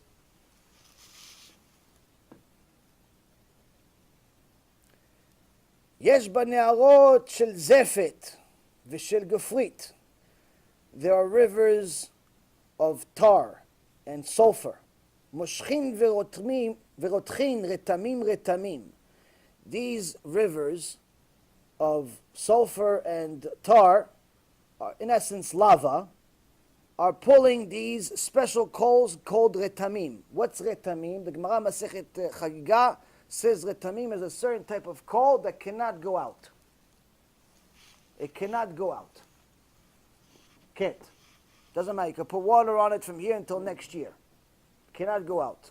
Who gets retamim? Just so you know, one of the sins that you can make in the Torah that most of us make. When you learn Torah, sometimes you think it's like learning math, history, or science. So you can stop, watch sports, do whatever you want in the middle.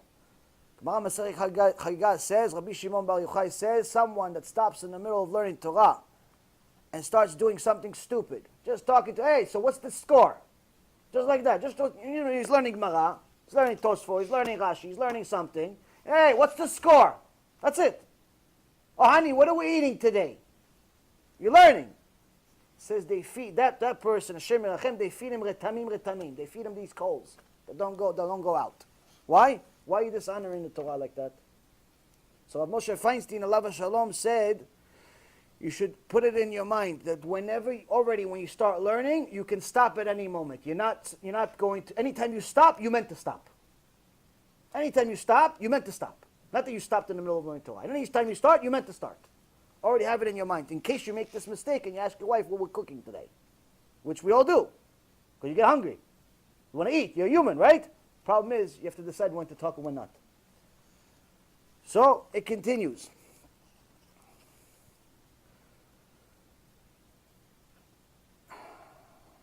גזר דינו של רשע, מלאכי חבלה דוחפים אותו על פניו, ואחרים מקבלים אותו מהם ודוחפים אותו לפני אור של גיהנום, ופוערת פיה ובולעתו, שנאמר, ישעיה י"ד, הרחיבה שאול נפשה ופערה פיה.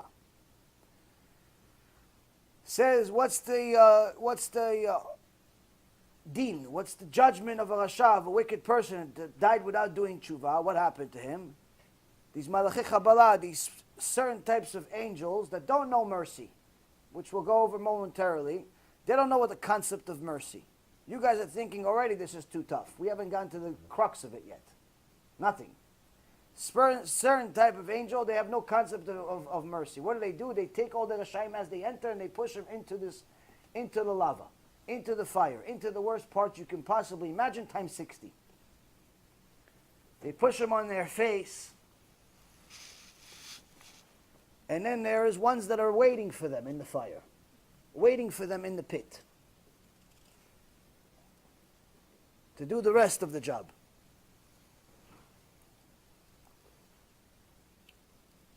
And he used the verse from Isaiah 5:14 that Gehinom continues, that Gehinom opens its mouth. Opens its mouth, meaning it continues to expand as more and more people come. Gemara Masechet Megillah asks, how big is Gehinom? How big is Gan Eden? Gan Eden is 60 times the size of earth. How big is Gehinom? No size. Why? It continues expanding. Continues expanding. Hashem Yerachem.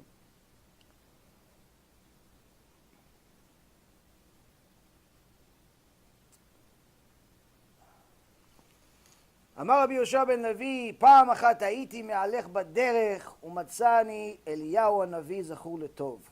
אמר לי, רצונך שעמידך על שער גיהנום? אמרתי לו, הן.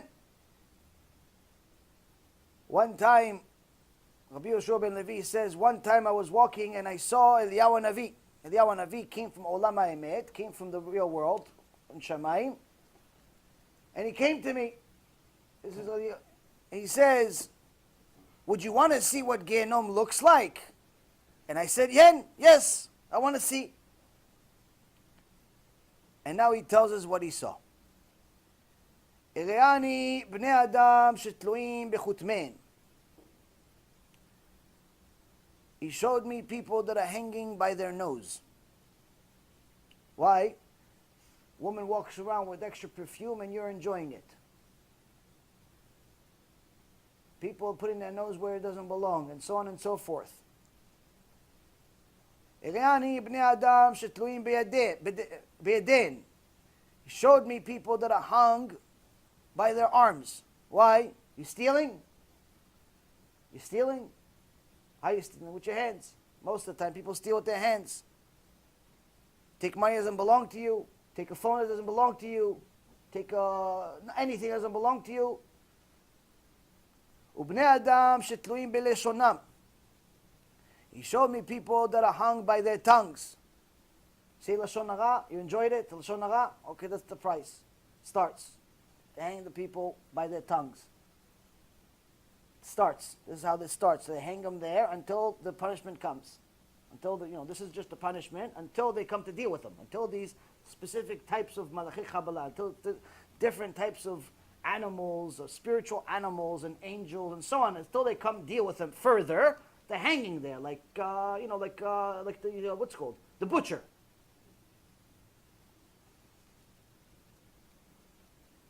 Say Lashon Hara, that's how they're going to hang. ובני אדם שתלויים ברגליהם, people that are hung by their legs. וראני נשים שתלויות בדדיהן. He showed me women that are hung by their sex organs. Oh, you wanted to show cleavage, you wanted to show your butt, or you want to show this, you want to show that? Fine, no problem. They'll show you that too. What do you think? God didn't mind? No problem. Coming soon. Coming soon. People think, no, it's not relevant to this generation. Everyone's not modest. Everyone's not. Look, everybody's naked. In New York, it's 3 degrees. They're still naked. It's 3 degrees. There's much. People are like considering going to like a different planet, but they're still walking around naked. They want to show their body. No problem. In Gehinom, they also want to show your body. Why? There's no Yetzirah there.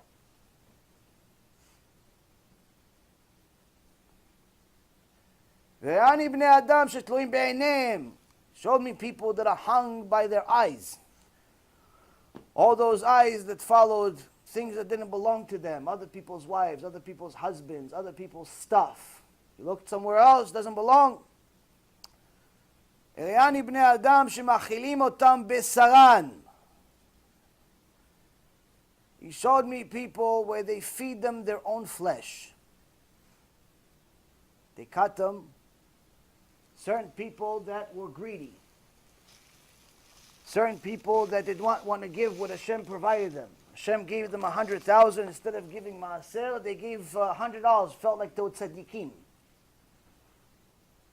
Hashem gave them some, they wanted more. Hashem made Madoff. Madoff has not just a jail here. He has jail over there also. It's just a little different. All these greedy people that want more than one that belongs to them, this is what they do. They make say, oh, you want more? No problem. We'll feed you so much, you'll eat yourself.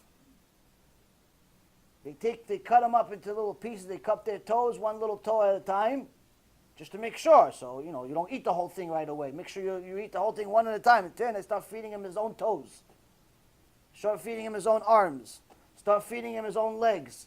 And he cannot die there. He cannot die there. Like you think now, oh, well, the guy loses blood after 20 minutes. He's dead. There's no death there. You're already dead. Like I said, pain times 60. Just the beginning. He showed me people, they take these gechalei retamim, these coals of retamim, and they feed them. Why? What'd you say things? You said some nice things about the rabbi, you didn't like his lectures? No problem, we'll give you something to chew on.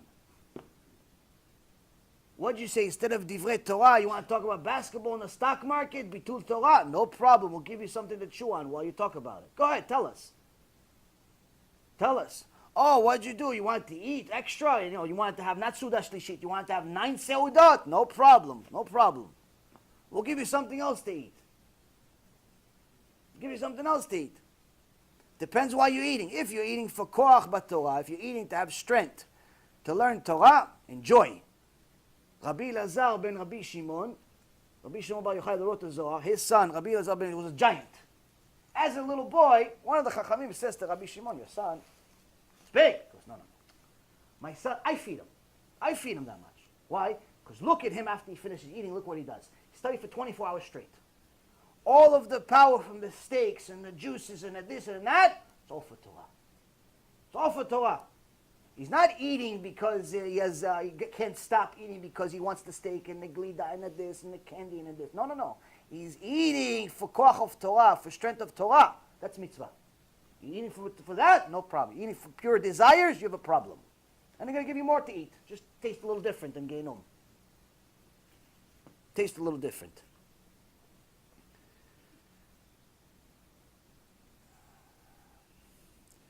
ראני בני אדם יושבים חיים ותולעים אוכלים אותם. He showed me people that are sitting there and the maggots and worms are eating them. They're sitting there, their faces are blank. In other places it talks about in the Zohar and other places. Their faces are blank and the maggots are coming in and out of their body. They can't move, they can't do anything about it, but they feel it and they're screaming and they're yelling because their flesh is being eaten by the second.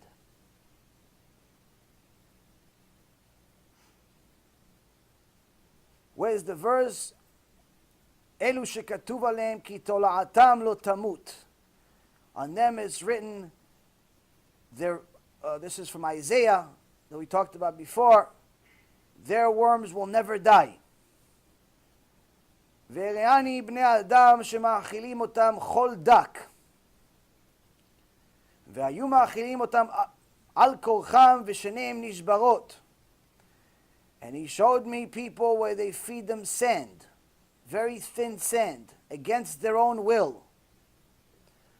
והקדוש ברוך הוא אומר להם רשעים, כשאכלתם הגזל היה מתוק בפיכם, ועתה אין בכם כוח לאכול. And the Malachei HaSharet, it says Kadosh Baruch Hu, but really it's referring to Malachei HaSharet, the angels of God, are pushing this sand, glass in essence, sand, glass, into their mouth, breaking their teeth, blood everywhere. Same as Hashem Arachem, you would see it in the scary movie here, and they're stuffing their mouth beyond their control and then yelling at them. When you ate things that didn't belong to you, you had enjoyed it. Why don't you enjoy this? It's free. Why don't you enjoy this? Here. Why are you complaining? Why are you complaining? You were enjoying something that wasn't you. What were you enjoying? You ate something? You didn't say bracha? You ate an apple? You forgot to thank God? You ate a chulent on, like your head on Shabbat? You forgot to say Birkat Hamazon? To eat, you didn't forget. But the blessed Hashem they gave you, you forgot. Oh, can I have the short version of Birkat Hamazon? Can I have the short version? To eat, you didn't have a short version. 3 hours you ate like you had. 3 hours you ate, you didn't have on a short version. But to bless God they gave you, oh, I want a short version to bless Him. That's what they're telling them. Where's the pasuk? Psalm 3, verse 8. Shnei reshaim shibarta. The teeth of the wicked you broke.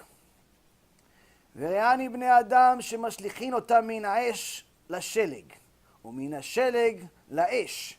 כרועה זה שרועה את צונו מהר להר. And he showed me people where they take them from a place of fire to a place of snow. Like moving cattle. Like moving cattle. And they took them from the fire and then they took them to the freezing cold. Took them from the fire and they took them to the freezing cold. There's two parts of Gehinom. Fire again and the cold. Even Kafakela we talked about a couple of weeks ago. Kafakela has itself several different sections. Just a bedin there. Just a bedin is 3 floors. And each floor has 6,000 rooms. And each room has 6,000 windows. And each window has a certain section of people. And 3 judges in each window. And after you finish the judgment on the first floor and you go get punished for it, you have to come back. Why? Second floor. And after you get punished for the second floor, however many years it is, could be 5, could be 10, could be 5,000. You have to come back. Why? There's the third floor to deal with. You haven't gone to Gehinom yet. Do you understand why it's not worth sinning, Rabotai? And then they move them from the fire to the snow.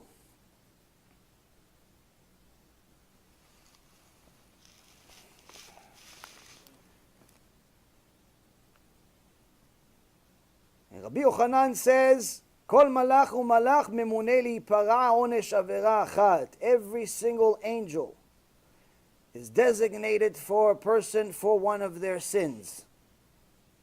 Angel, you have one sin, one angel. One sin, another angel. One sin, why? You created them. All these angels are your creations. Every single time, the Gemara says, every single time a person makes a sin, he creates an angel. What's the angel? Angel is not only the witness that goes to Shamayim. Yeah. I'm the one when he ate pig on Tuesday, January 12th. I'm the one. Or I'm the one that he didn't do Birkat Hamazon. And I'm the one that did it every single time you do a sin, come back. Now a guy has a special merit. Why is a special merit? Every time he weighs seed, 150 million show up. He weighs seed, he created 150 million of them. And they're going to come. And what happens? They're not only the witnesses. When a person's neshama leaves his body, they're also the ones that punish him. Now, specifically when it comes to wasting seed, these neshamot that a person created, they want to rip him in half. They want to rip into little pieces. And this is what it says over following. Ve'olichu.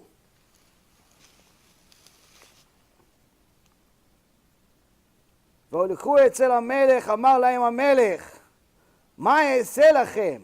לכו וחילקו ביניכם.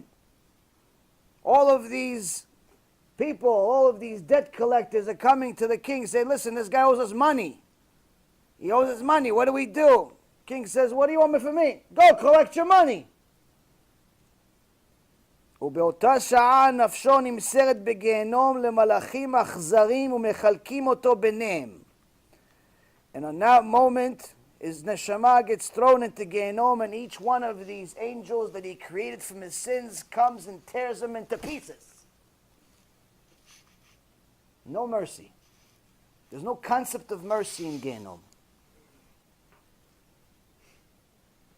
The Gemara Bava Metzia, page 58b, also says in a Bereta, says, Shlosha yodim leGehinom ve'enam olim. There's several different types of people, 3 different people specifically mentioned in this Bereta that go into Gehinom but never come out. Who are they? Abal eshet ish. Someone who goes with a married woman. What does it mean? He has to have sex with the woman and then he goes to Gehinom forever? No. You want to go dance with a woman that's not your wife? You want to go kiss a woman that's not your wife? You want to do anything with someone that's not your wife? You have a problem. You have to do tshuva. All these idiots that have other people, dance with their wives at weddings, or they dance with somebody else's wives at bar mitzvahs. They think it's a mitzvah. Oh, wow, it's unity. It's Am Yisrael. Okay, no problem. Umalbin pnei chavero berabim. Someone who likes to embarrass other people in public. Oh, you want to embarrass the guy in public? You like it? Enjoy it? No problem. V'nishba b'shem Adonai l'sheker. Someone who swears in the name of God for, as a lie. Some people say, I swear every 5 minutes.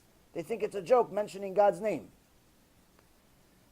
V'yesh omrim, af hamitkabed beklon chavero. Someone who likes to take honor as a result of his friend's downfall. We had a whole shiur about this maybe about a month and a half ago. It mentions it in Proverbs, it mentions it in the Mishnah, it mentions it here, it mentions it in the Zohar, it mentions it in the Torah, it mentions it everywhere. This is literally one of the worst possible things you could do. Take advantage of somebody else's downfall. Celebrate their downfall.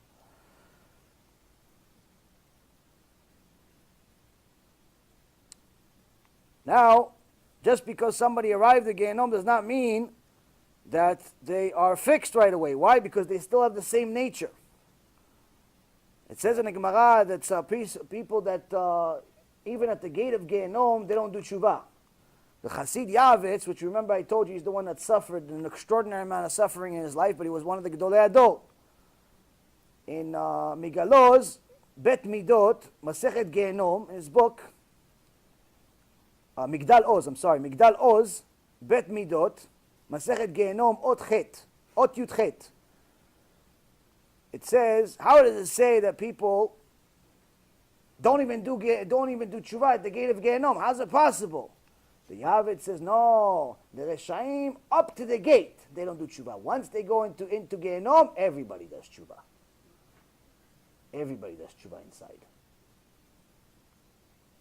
But unfortunately, they don't change their nature right away. If there were thieves in this world, there are thieves over there. It says here, and some of them, when they take them from the snow to the fire, and the fire and the snow, notlin sheleg v'notlin tachat beit shechyan, they take some of the snow and they put it on their armpits. Why? Hopefully it's going to cool them off when they're in the fire moments later. V'akadosh Baruch Hu omer lahem, the angels of Hashem, say to them, Reshaim, oy lachem, she'af b'gehinom atem gozlim. Even in Gehinom you're thieves. Even in Gehinom, you're still thieves.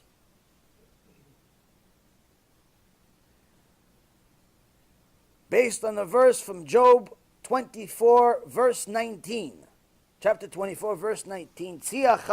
Gam chom yigzelu mimei sheleg sheol chatau, klomar af b'sheol chatau. In essence, the verse is saying that even in Gehinom, they sin. Even in Gehinom, they sin.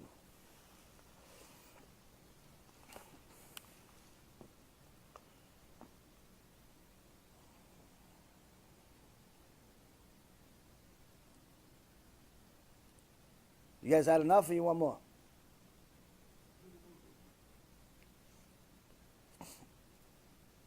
In the Zohar Chadash, they give details of each mador. Each one has a different name.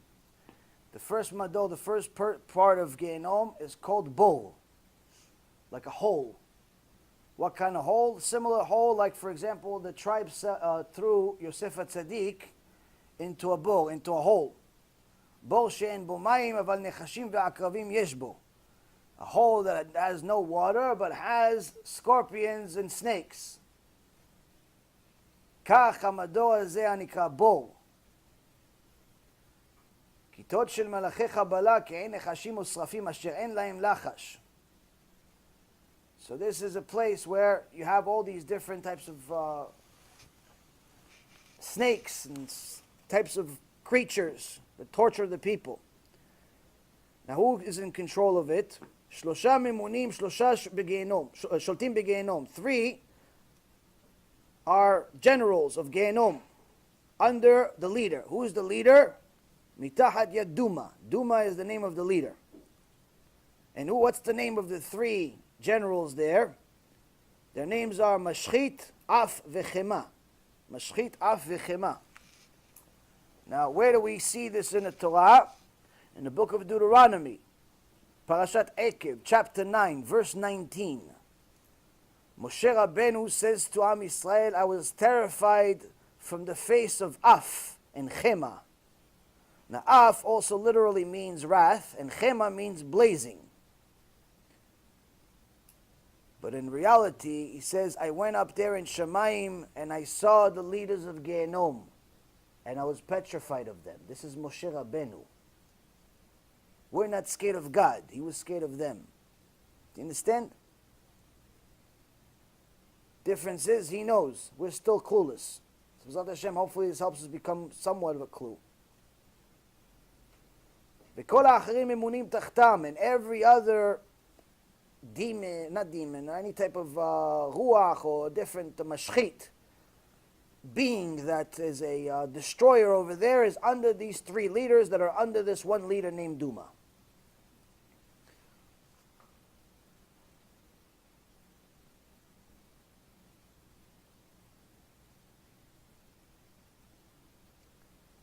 And every section is full of Malachei Kabbalah. It's full of these destroying angels. וכולם מרעישים גיהנום ונשמע קולם לרקיע. וכל הרשעים ואומרים, why, אין מרחם. It says, and all of those suffering in this particular section, we're just talking about the first, the lowest, the best one, the best case scenario. Their screaming is heard from one end of the world until the heavens. And what are they saying? Oi, oi! But there's no mercy. En mirachem. There's no one that's merciful. There's no concept of mercy over there. Who gets this? People that go against Talmidei Chachamim. How? What? They make websites against them? No, we're not even talking about that. ואותם שאינם נותנים כבוד לתלמידי חכמים. ואין דנים במקום הזה למבזה תלמידי חכמים. Someone who just doesn't give enough respect to his rabbi. That's it. We're not even talking, specifically says, we're not even talking about someone who makes websites against rabbis, or videos against rabbis, or talks bad about rabbis. No, that's a completely different chamber. That's the fourth one. 3 levels up. 3 levels up. Or down. Whichever one you want to do. Mador Sheni. The second one, Nikra Shachat. The name of it is Shachat. V'i Esh Yerokai. Here it has green fire. I don't know what that means, green fire, but apparently over there there's something called green fire. Ve'en sham ki en choshech, ki im choshech ve'en sham rachamim klal. It says, just so you know, over here there's no such thing as mercy. Meaning, there was some type of mercy in the first one, where the screams go from one side to the end of the earth, here, nothing. There's no mercy at all. If there was anything at all in the first one, this one for sure doesn't have. Nothing. Shem Erachem. Who goes there?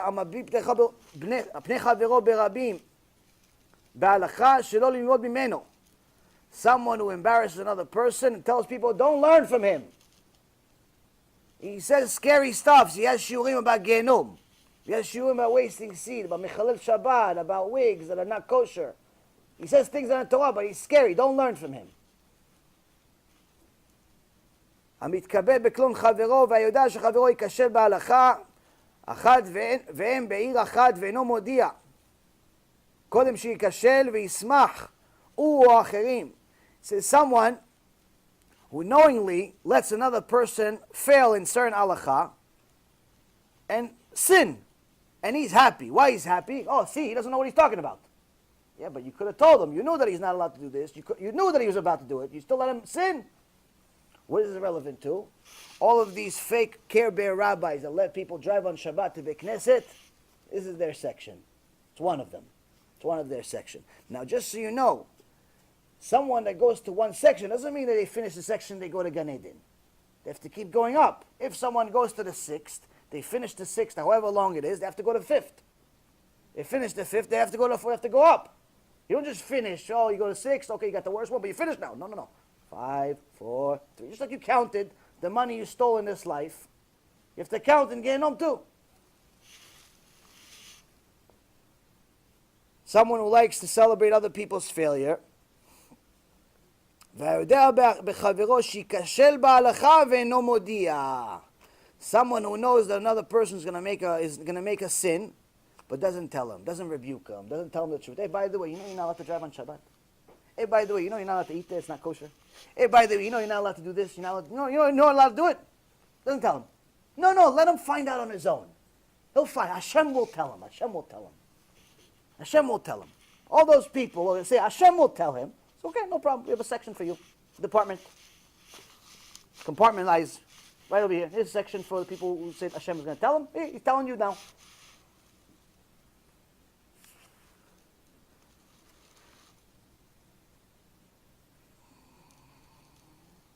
Now all those that think, oh no, this is just for people that died 7 years old without doing tshuva. No, רבותיי. וכיוצא בזה נתבהר שם בתינוק, אחד שהיה מבייש את רבו בקושיות ונענש. There was a baby, not literally a baby, but someone that's a young kid, someone that's even under bar mitzvah age. They used to ask his rabbi questions knowing that he doesn't know the answer. Just to bust his chops. He liked it. He liked asking his rabbi, knowing he doesn't know. He didn't go to another rabbi. This rabbi doesn't know anything about science.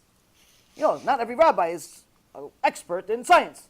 Not every rabbi is an expert in halachat Shabbat. Everybody's an expert in everything. He knew this. Still a kid. He's not an idiot. He's a kid. He knew. But still, look, he doesn't know. Look, the teacher doesn't know. So we don't have to do it. The teacher doesn't know. We don't have to do it. Okay, he has also a special place. He also has a special place. But he's less than 20. Yes, he's called baby too. In there. He's called baby. Amador Shlishi. Oh, and what happened to this baby, this young kid? They judged him for 7 days where they bathed him with something, and there's no concept of this in the world, but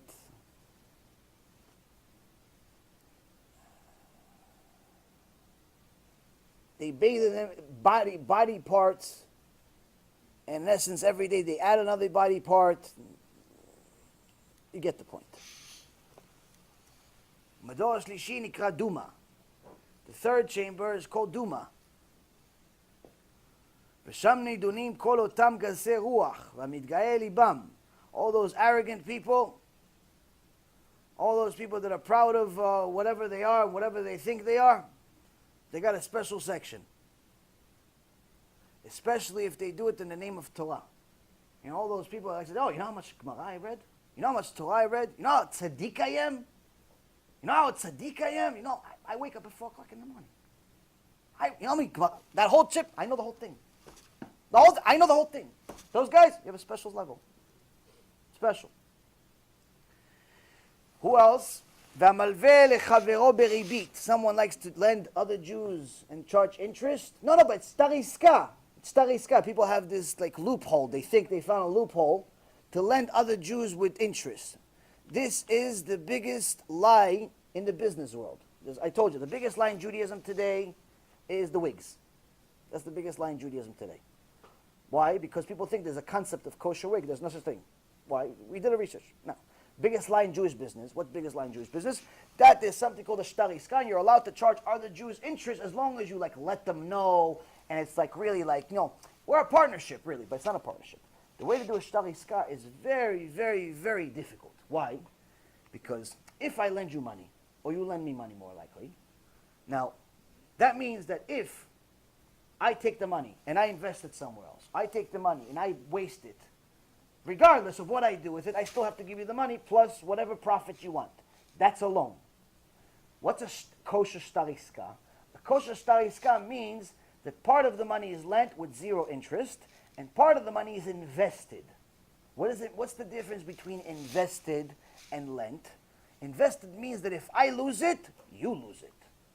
So if you lent me, let's say $100,000, and you say, listen, we have a deal, you have to give me $125,000. Now, $50,000 out of the $100,000, $50,000 out of the $100,000, it's a loan with no interest, meaning regardless of what I do with the money, I got to give you back the $50,000. The other $50,000, if my deal works out, I have to give you $50,000 plus 25. That means I have to give you a total of $125. But if my deal goes to nothing, goes collapse, I give you nothing. Why? You invested it. That's stariska. That's shtari. That's a kosher shtari iska. Nobody's doing that. What are they doing? I give you 100, whether you like it or you don't like it, you give me 125 back. That's a loan, my friend. The fact that you wrote a little piece of paper and you write on it, they're going to burn you with the paper. With the paper, they're going to burn you in Gehinom. Which chamber, if you ask? Third one. Third one. Huh? The Bank of Israel, they all work on this paper. Okay, so banks in general are owned by shareholders, and not all the shareholders are Jewish. So that's one of the leniencies that you have when you're dealing with non-Jews. But I can tell you in general, many of the big rabbis or the extra tzaddikim do not take loans even from a bank for a house. Like Rabbi Ephraim, for example, refuses to take a loan even for a house. Even for a house. Why? He says maybe all of the shareholders of this bank are Jewish. I don't know them. I'm not taking the risk. Why? You go to the third chamber of hell. Who wants to go to the third chamber of hell? Take loans and give loans. Both. Business open on Shabbat. A business that's open on Shabbat. Business open on Shabbat has a serious problem if it's owned only by Jews. If it's only owned by Jews. If it's owned by Goyim, there are certain leniencies that you have, but the reality is that the Jew cannot benefit. The Jew cannot benefit out of any work that's made on Shabbat. Any work whatsoever. So if, let's say, for example, you have a partnership, one Jew and one Goy own a business. And they decide, okay, the business is going to be open on Shabbat, but the Goy is going to run it. Fine, that sounds great. But if the Jew collects even a single penny from the Shabbat business, he's violating Shabbat. Doesn't matter that he's not working. He's violating Shabbat, meaning that every single penny made on Shabbat has to go to the Goy. You cannot benefit out of work on Shabbat. So all those businesses that are creating their own halachot, we have the next part for them. What's the next part? Amegale panim batorah shelo kehalacha. Someone who decides to create a new law. What's the new law? No, this is shtari iska, but it's like with a twist. It's a business partnership, but with a twist. You create a new law out of nothing. You're just making a joke out of the system. Third chamber. Third chamber. Huh? Eruv. It's different. It's not business. No, but it's also, some people say, how could they have Eruv in parts of Brooklyn, in parts of Queens? No, Eruv in general is, first of all, Eruv is rabbinical, whereas lending is the Oraita. So anytime you have a rabbinical, there's more leniency. Whereas anytime you have something that's biblical, there's low leniency. You go to the stringent side. So that's one major thing that's a big difference between Eruv and shtari and lending. Second thing is that as far as Eruv, really the biggest leniencies go for the Ashkenazi side, whereas many of the Sephardi don't hold by the Eruv. They don't hold by the Eruv. Not all Sephardis hold by the Eruv. And the reason why is because to make a Sephardi Eruv is impossible. Why? It literally has to be a wall. It has to be literally a wall, which you can't do in today's world. I mean, there's maybe one place, I think, in the world, in Israel, that has it in a small little area, but in general, there is no such thing as a Sephardic Eruv anymore. There's only Ashkenazi. But most Sephardics hold by the Ashkenazi side also.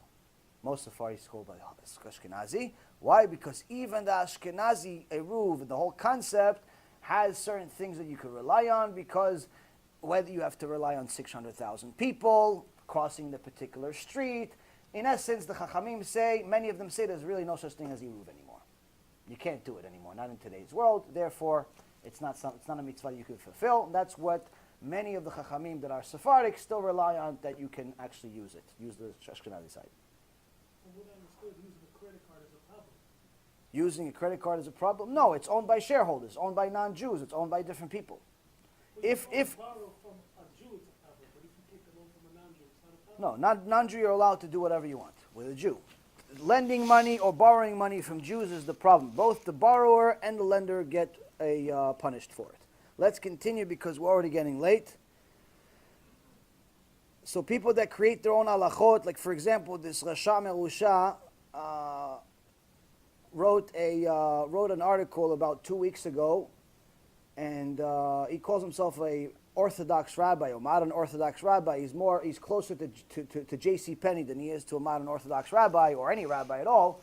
But anyway, he said in this article that you're allowed to go eat at any vegan restaurant, regardless of whether it has a kosher stamp or not.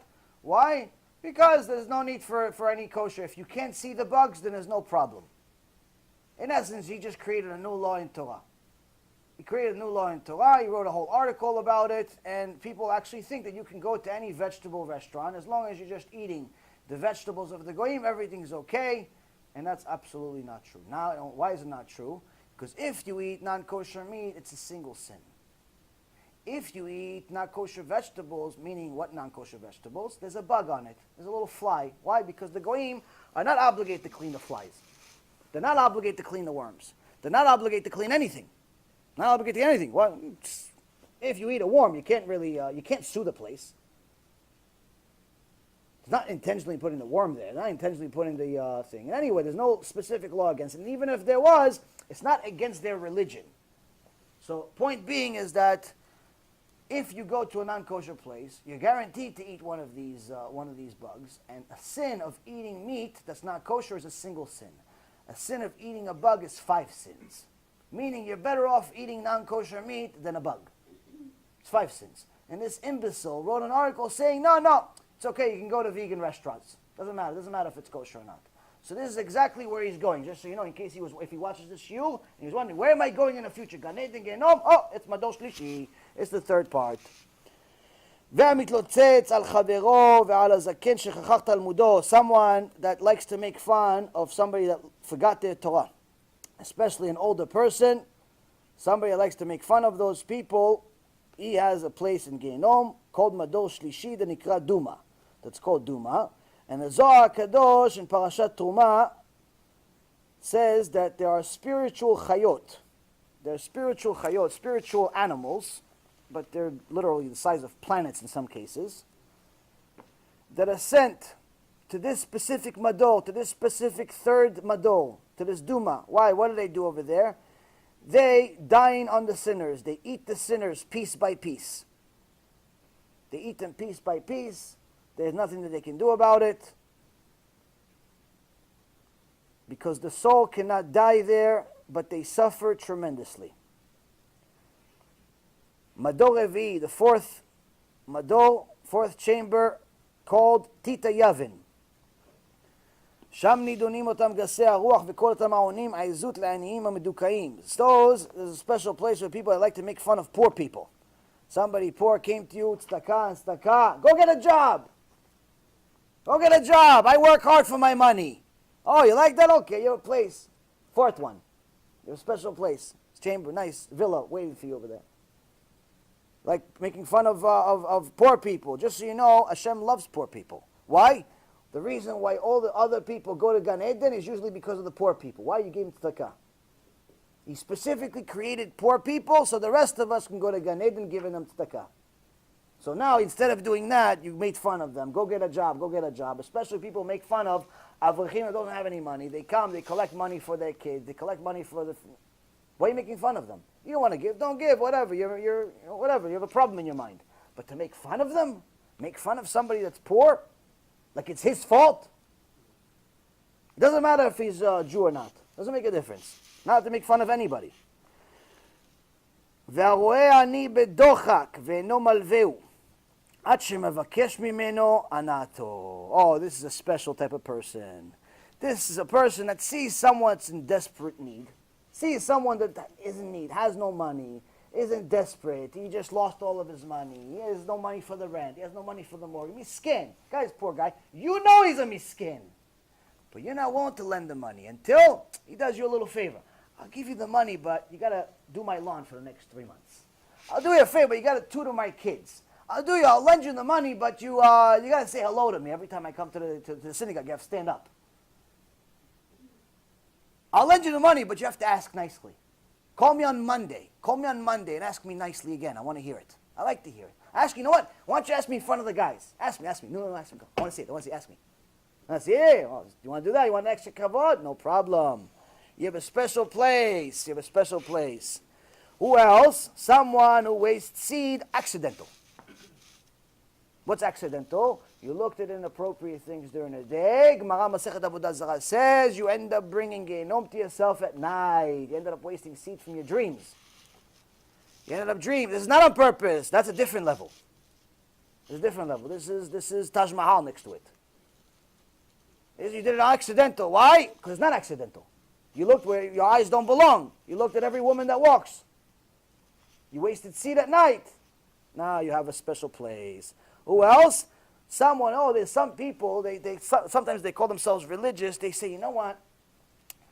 you're not allowed to go and be with a Jewish woman, without being married, because then she can't go and go to mikveh.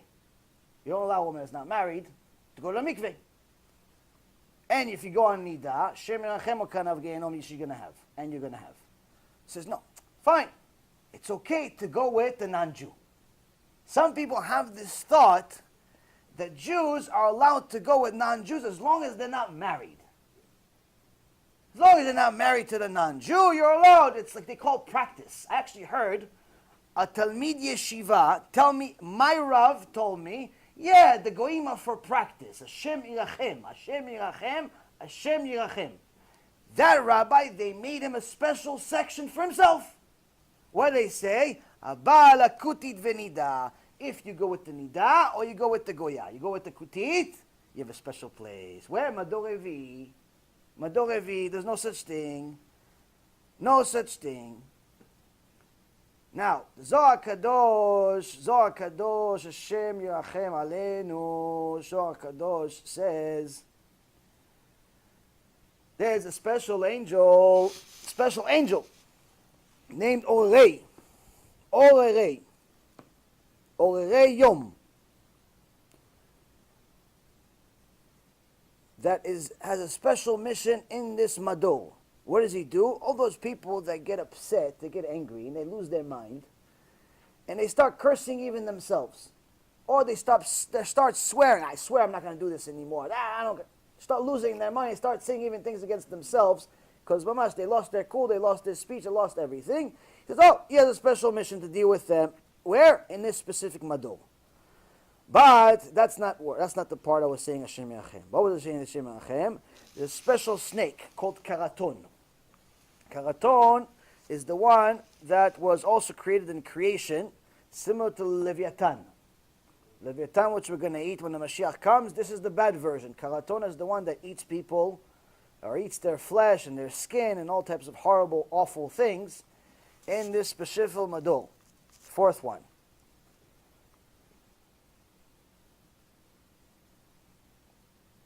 Fifth one.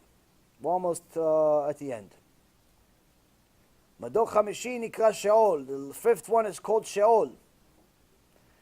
ושם נידונים ומוסרים והאפיקורסים והכופרים בתורה והכופרים בתחיית המתים. All of those people that are apikors, people that go against the Torah, people that heretics, people that are even heretics against one simple thing. They believe everything. They keep Shabbat, they keep everything. But I don't believe resurrection of the dead. Oh, you have a special place. Where? Fifth level. Where else? Zohar Kadosh says, all of those homosexuals, all of those that hurt their brit, this is their place. Right next to Titus. Why? Because the special punishment that happens in this one is they burn them into little ashes and then put them back together again and again and again until no end. Why? Look what you did. Look what you did. All of those people have Shem Yerachem, what kind of awful punishment. Sixth one. Mador Shishi Tzalmavit. That's his name, is Tzalmavit. V'sham nidonim kol otam shachvu im imotam v'nida. This is a people that had incest or went with a nida. Oh, you couldn't wait until your wife went to the mikveh? You thought it was a good idea? No problem. Just got worse. But also you have to understand, the Zohar says that even kissing a woman that doesn't belong to you, kissing. We're not talking about intimacy. We're not talking about kissing. She's not your wife. What, she's your friend? You want to be friendly? Oh, because today all the Europeans, they kiss each other on both cheeks. No problem. They have a section 2.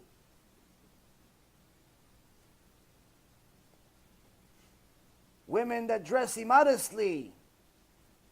They always asked, what about immodesty? You haven't mentioned it yet. Yeah, because they're in the worst one.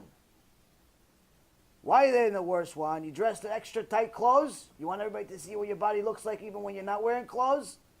You want everybody to see what you look like? You want everybody to look at you? You want attention? You want attention like a little baby, like my 10-month-old? No problem. You have the 6th level. You'll get a lot of attention there. Tons of attention. Tons of attention. And I also heard the Mekubal Rav Shani. He said this is where the wigs go.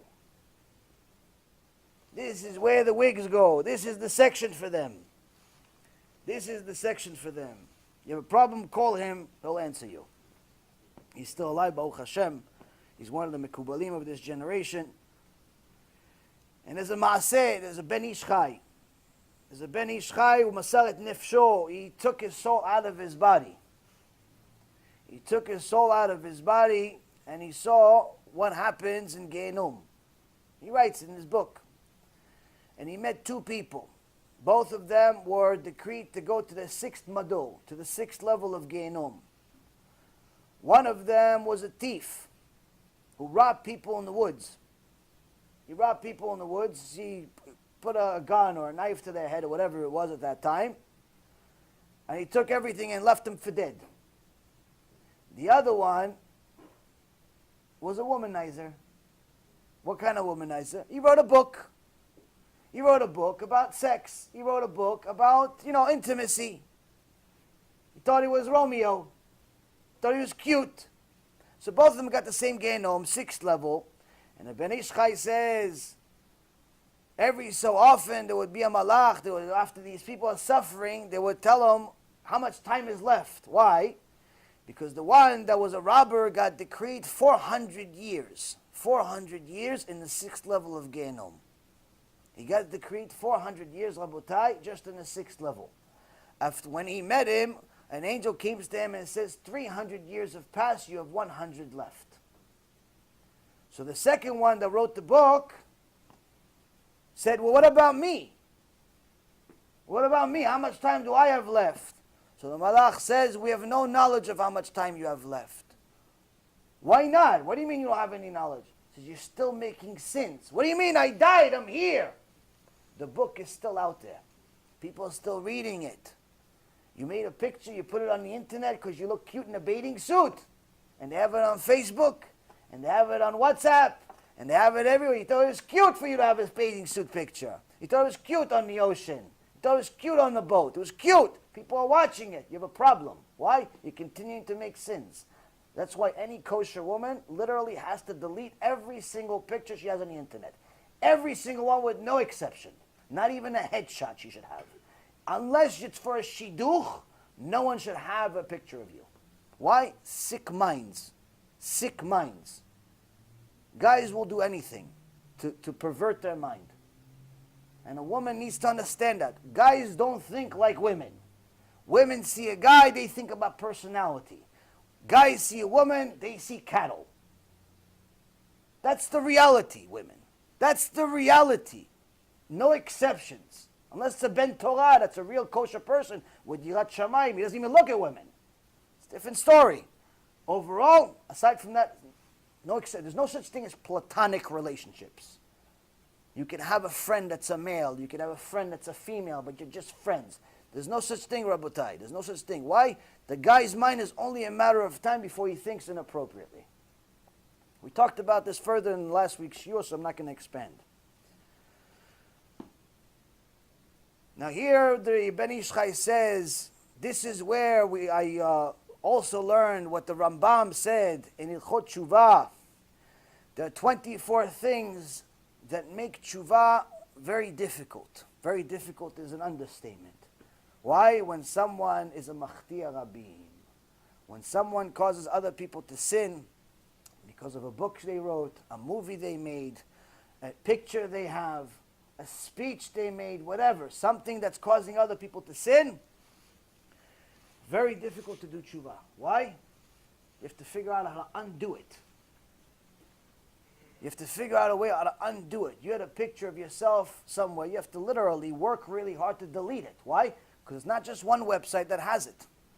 You wrote a book, you have to make sure you literally buy every single book out there. Which, by the way, that's what, from what I hear, what Rav Uri Zohar, Shichyeh, is one of the greatest Kiruv rabbis in this past generation. But before that, he was a Machtia Rabim. He was making awful, horrendous movies in Israel. awful, horrendous movies, full of immodesty, but he was at the peak of his career. They literally invited him to Hollywood. And that's when he did tshuva before he went there, Baruch Hashem. But after he realized what he has done and the consequences for it, he took the money that he had and he started buying all the movies in the market. So he could destroy all of them. Because he knew that every single time somebody watches one of his old movies, he's going to get punished for it. So it's not just a, oh, I do tshuva, I keep Shabbat, I eat kosher, and everything's okay. Tshuva is a lifetime thing. Mador Shvi'i, seventh one,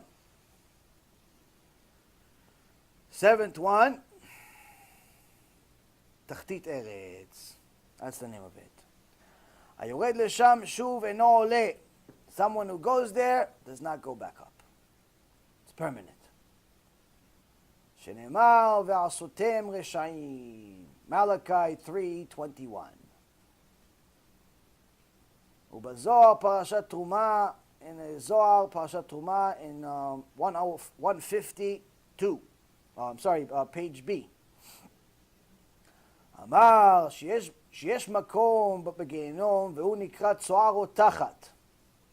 There's a place in Gehinom and it's called boiling feces. ובו נידונים כל אותם שחטאו והחטיאו את הרבים. And there, those that sinned and caused other people to sin. One example we have in the Gemara Masechet Gitin is J.C. Penney. J.C. Penney is there.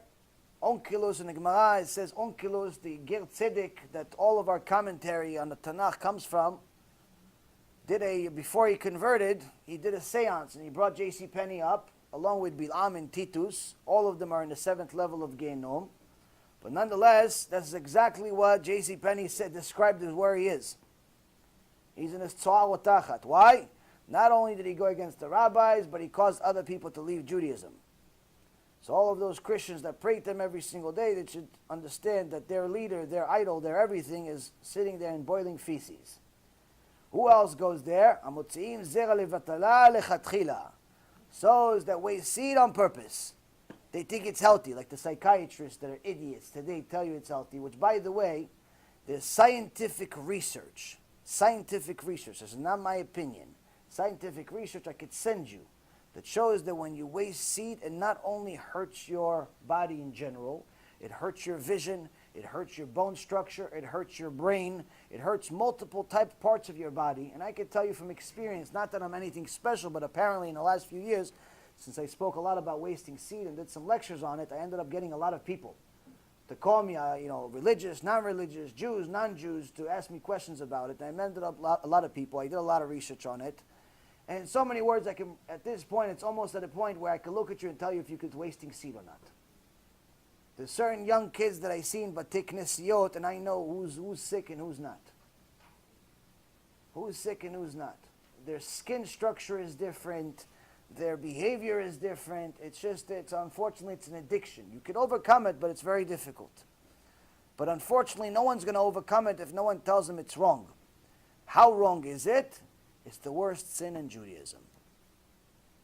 It goes to the part of Gehinom where if you do it on a regular basis, as if it's a good thing, as if you're enjoying it, as if whatever, it's not accidental on a dream.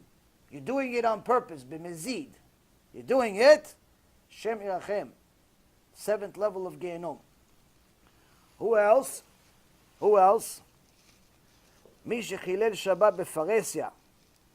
Someone who drives on Shabbat, smokes cigarettes on Shabbat, violates Shabbat on a regular basis, not accidental. If it's accidental, you forgot, you didn't know, it's one thing. But if you violate Shabbat because it's not for you, or you need to work because you need money, because Hashem doesn't have any money. He doesn't have any money, so you have to work extra to help him out. And you want to work on Shabbat, or you want to go to a restaurant on Shabbat, or you want to go to Atlantic City on Shabbat, or you want to go to Vegas on Shabbat. No, I'm not using money. I'm just playing with chips. It's chips, Rabbi. It's chips. It's plastic. Oh, it's plastic, so just throw it in the garbage then, if it's plastic. If it's plastic, throw it in the garbage. People make all types of excuses and different types of things. No, they're allowed this, they're allowed this. There's no such thing. Where are you supposed to be on Shabbat? With your family or Beknesset. That's it. No casinos, no vacations, no nothing. You're supposed to be with your family on Shabbat. You're supposed to be in a kosher place. Not supposed to be in all these different places. Number one, you're not allowed in a casino anyway. Not allowed in a casino anyway. Why? Because there's a lot of Chilul Hashem. There's a lot of immodesty there. You're not allowed to be in such places. Unfortunately, today's world, no one talks about these things. But if you look at the books, it says no. Now, someone that's a Mechalel Shabbat on a regular basis, and not accidental, this is one of the three worst possible sins in all of Judaism, to such an extent that, as you can see, all of the worst things that we talked about, whether it's people that were hung by their eyes, by their nose, by their arms, by their legs, or they were eaten by worms, or they were being fed themselves, or they were being fed the sand, or they were being taking spears of metal and going through their sex organs, or they were taking their body parts and throwing it in fire, and you're still feeling it. All of that is child's play next to this person that's a Mechalel Shabbat. It's Gan Eden for the Mechalel Shabbat, for the wasting seed. All of those things I said till now that make all of you want to vomit, it's Gan Eden next to the seventh level. Do you understand what a Mechalel Shabbat is? Do you understand why we say it in every lecture, even though everybody here, Baruch Hashem, keep Shabbat? Hopefully.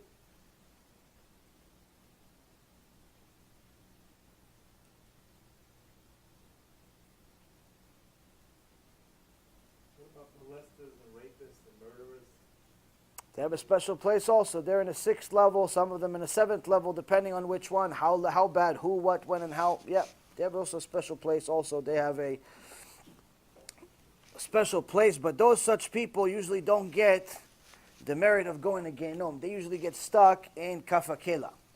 Why Kafakela? Because people that usually are immodest or they're rapists and so on, they also do things, they're also homosexual. Now, homosexuals, before they ever they have to have some serious merits in Torah to even get the merit of going to the 6th level of Gehinom. Why? Because they have to get somehow out of Kafakela.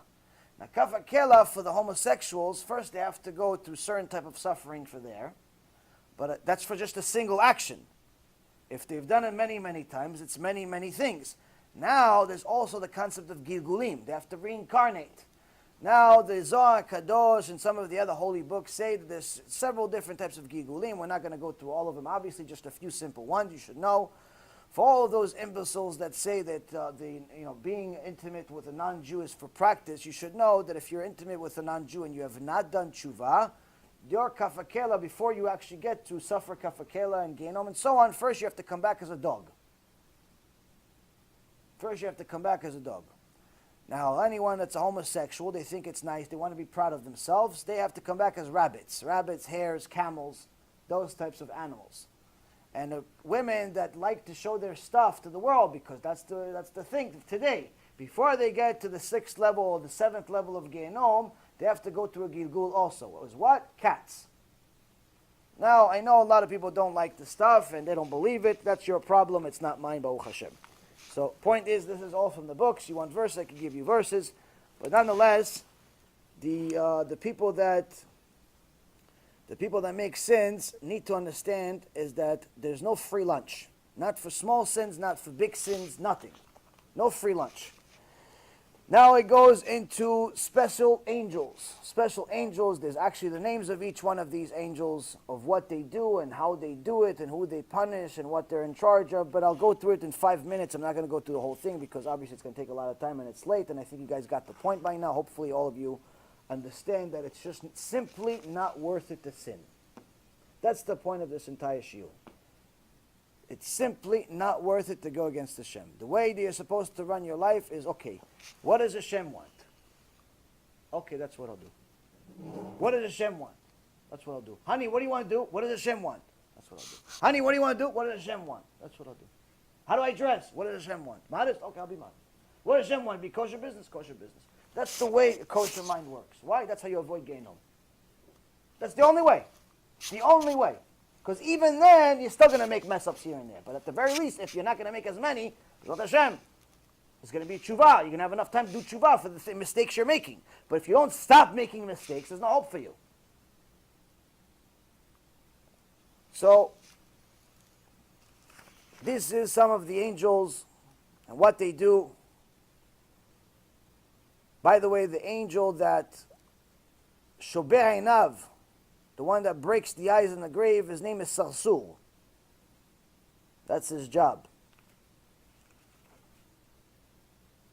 Usually it's not good to say names, but for the sake of this shiur, so you know I'm not just telling you that there's some names that I'm making up off the top of my head.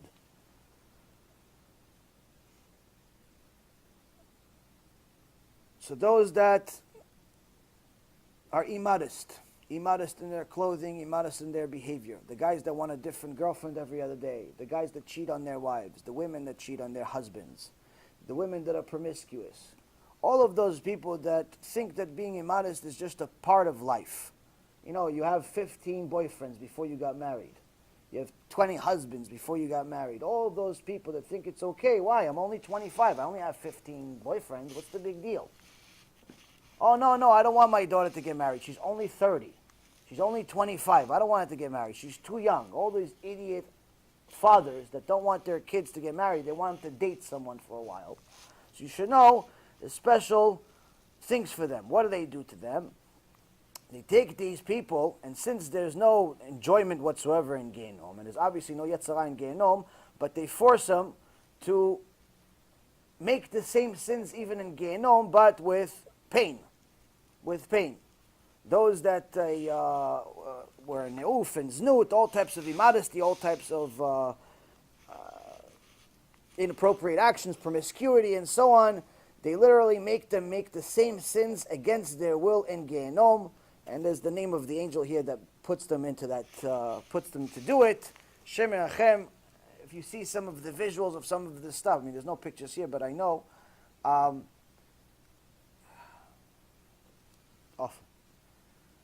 There's also special types of snakes and scorpions that eat the soul. Not just the body, the soul. Whatever that means.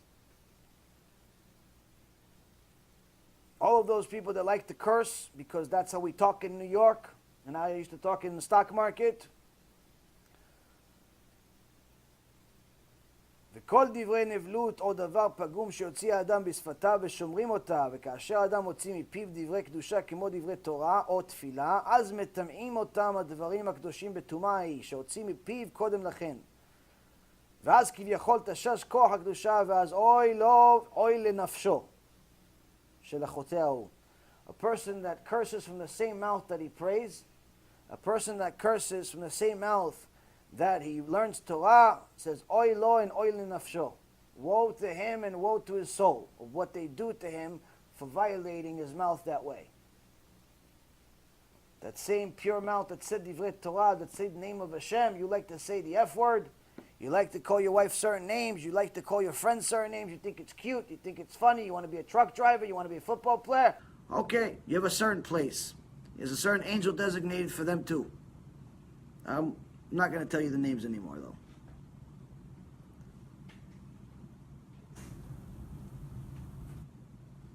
Just so you know, when it talks about that every time somebody is angry, it's considered avodah zarah, they actually explain it here in Rashit Chokhmah. It means as if you literally brought a korban, to the Satan. You took korban, you brought it to Satan. Why? You got angry, you threw out the remote, you threw the phone across the room because your wife forgot to buy you tomatoes. Your wife, can't quiet the kids. Your wife did this, you got mad, you did something, you expressed your anger inappropriately. Being upset is one thing. Expressing it in certain ways is something completely different. It's considered as if somebody literally brought a korban to the Satan himself. And just for all of those people that still are not convinced of the sin of wasting seed, they should know that their particular section is called a shichvat zera rotachat. They swim, instead of swimming in boiling feces, they swim in boiling semen. Boiling semen, and all of those people that make sex crimes, whether it's molesters or prostitutes, all of that, they have a special angel designated for them to burn them in the semen and all of the disgusting stuff that they produced. They have them while they rip them into multiple pieces. Okay, sad. That change. I think we're almost done, but that's what's Thank you. Which one's the right one? Take this one. Even the camera's clear.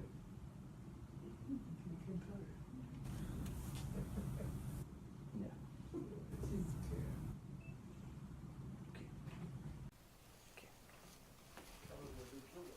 Camera has to do tshuva, Be'ezrat Hashem. Camera said, okay, I've had enough for tonight. So all of those, the ones that you asked about, the ones that have all these sex crimes, the ones that Shem Rachem violate little boys, little girls, big boys, big girls, animals, family, friends, workers, all of them, they have a special place in the 7th level of Gehinom, and they'll never come out. They have a special section called Zera Rotachat. Zera Rotachat is literally boiling semen, whatever that is. Hashem Yirachem if it's the 7th level. This is, again, on top of all the other things we talked about. It's not just this. Meaning each level is all the other ones before it too. Each level is all the other ones. It's not like, oh, okay, you know what, I ran, it's a pool. It sounds like fun. It's not, how bad could it be? It gets worse.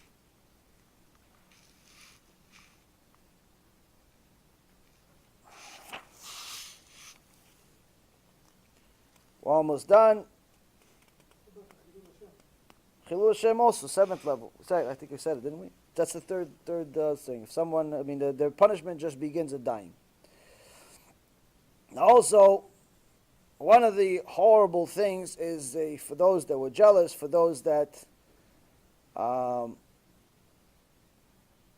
of the, different details of punishment, the bones inside, are on fire, the person's on fire, so in essence, their flesh looks as if it's okay, but in reality they're on fire inside. They're like literally an oven. There's a special angel in charge of killing children and suffocating them.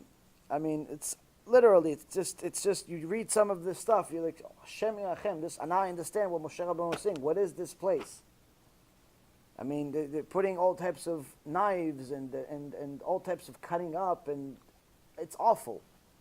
It's just awful. I mean, I'm not even telling you all this stuff. I'm telling you a lot, Baruch Hashem. And may Hashem, Bezat Hashem, wake us up. Wake us up. Because I can tell you just for myself, I don't know, I was studying this stuff, I was crying. I don't know. I mean, if this doesn't wake a person up, just check your pulse. You're probably already dead. Maybe you're one of the Malachim Chabalah. Maybe you're one of these angels that kill people. I don't know. I asked the same question. This is not just a nobody. This is Rabbi Yaron Reuven. You know, Rabbi Yaron Reuven was the student of the Arizal. Okay? And also the student of Rabbi Moshe ben Yaakov Cordovero. These are the two biggest Kabbalists in the last, pretty much ever, since Rabbi Shimon Bar Yochai. This is their Talmid. This is not some guy that no one heard of. It's not like someone says, we don't follow him. We don't hold by him. There's no such thing. It's no different than saying Vilna Gaon. It's no different. Somebody said one time, listen, you say Rav Ovadia, you say Moshe Rabbeinu, to me it's the same thing. Why? I don't have the idea of how great this one is, just like I don't have an idea of how great that one is. But either way, you know they're both great. Same here. This is almost 500 years ago this book is written. One of the books that I'm telling you over here. Rabotai, it's not a joke. I'll finish off with a few small things over here that I don't think we covered, so might as well, instead of having another shiur, I think we pretty much covered. Oh, and just so you know, for all those guys that think that a Gilgul, that reincarnation is like, you know what, I'll come back as a dog. I'll come back as a cat. I'll come back as a bunny. Sounds cute. You should know that the suffering of having a neshama inside a dog, inside a cat, inside a camel, inside a plant, inside a rock, inside a wall, inside anything but a human being is worse than Gehinom. What is it like? The Chachamim give an analogy. In Or Yakar Mishpatim says that Imagine there was a person that traveled with all of his merchandise. He had a lot of merchandise. He put his whole everything on the line. He's bought merchandise. And he traveled for 2 years. 2 years he's traveling, carrying this thing on his back. Hashem Elachem, what kind of suffering that is, carrying this thing on his back for 2 years to get to a destination point. He finally gets to the destination point after 2 years. They tell him, oh, what'd you bring this garbage for? Here it's worth 0.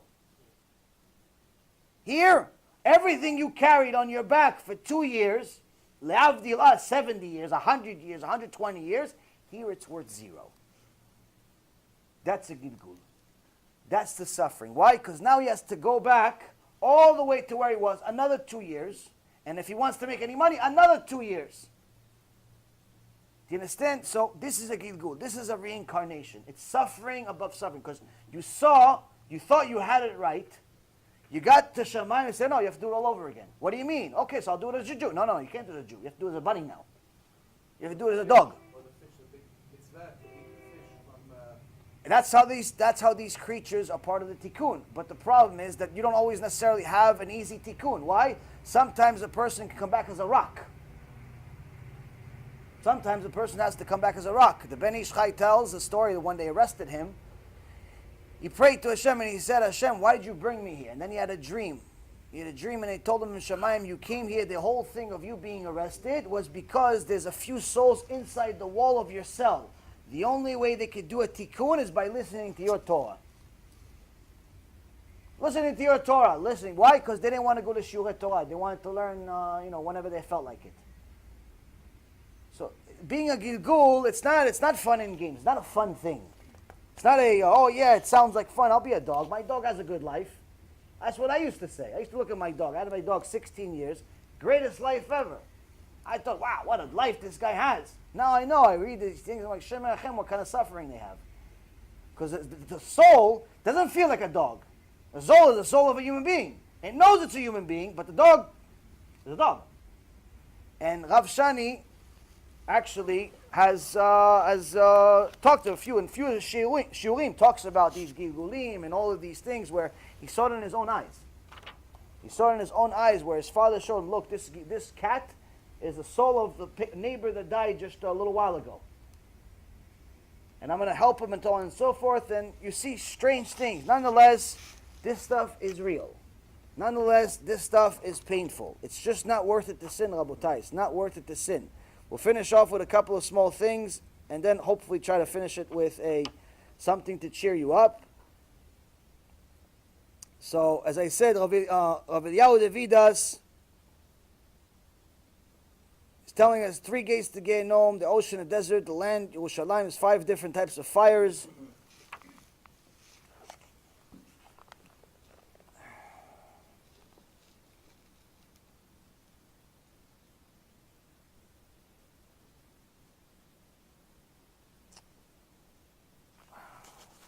Covered this already. Rav Ovadia Bartanura says that in regards to the punishment, depending on the level of punishment, some get punished with the klal, with many, and some are so awful they get a private punishment. And even the Ramban Nachmanides, in his commentary on the book of Job, he says that the biggest suffering we've seen in the Torah is the life of Job. And even the biggest suffering of Job, the worst type of suffering that he had, even if you had that suffering for 70 years, has no comparison to the suffering of a soul for a single hour in the lowest level of Gehinom. The best part. Even the worst type of suffering for 7 years is still not the same level as an hour over there. And the Vilna Gaon says the Ramban was actually understating it. It's actually worse than that. It's actually worse than that. A handful of things that cause people to go to Gehinom on an easy basis. Mamash, like people just destroying their lives without even realizing they're doing something wrong. Being prideful. Talking to women that are not your wife. Being a jokester. Making fun of things. Being, one of these funny guys that likes to make a joke. In the middle of a shiur Torah, when everyone's in the process of doing tshuva, he wants to throw a shiur and, make things fun. I used to have a couple of these Talmidim. I threw them out. In different shiur in Boca Raton, they used to make fun. I told them not to come anymore. Why? Everybody was doing tshuva for 2 hours. Then one of these idiots ruins the shiur with his joke. People that curse a lot, people that kiss up. People that like to kiss up to people because they have money, because of certain things, they want a job. It's not a good thing to do.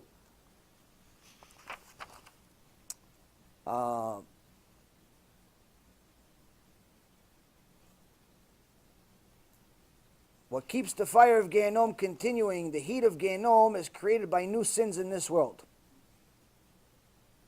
It's created by every sin that's made in this world is in essence like it's making the heat of Gehinom higher.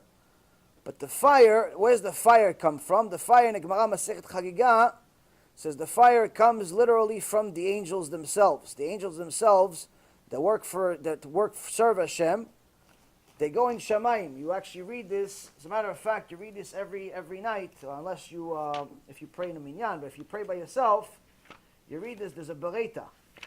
There's a bereta that you read that a very famous bereta from Rabbi Akiva. Rabbi Akiva אמר, חיה אחת עומדת ברקיע ושמה ישראל וחגו מצרים ישראל עומד באמצע הרקיע ואומרת ברכו את השם מבורך וחוק ביהודי מעלה עונים ואומרים ברוך השם מבורך לעולם ועד. So Rabbi Akiva says there's a chaya, there's a special angel that Hashem made that his name, it's Israel, and it's imprinted on its forehead Israel, and it stands in the middle of the heavens, middle of the sky, this giant thing, and it says to everyone, bless Hashem. Bless Hashem, bless His name. And all of the other angels say, blessed is Hashem. That's His job. Now all of these chayot, they get close to Hashem, they sweat. What do they sweat? They sweat fire. Where does the fire go? It goes to Gehinom. That's where it goes. So the heat up of the Gehinom is from sins, but the fire itself comes from the angels.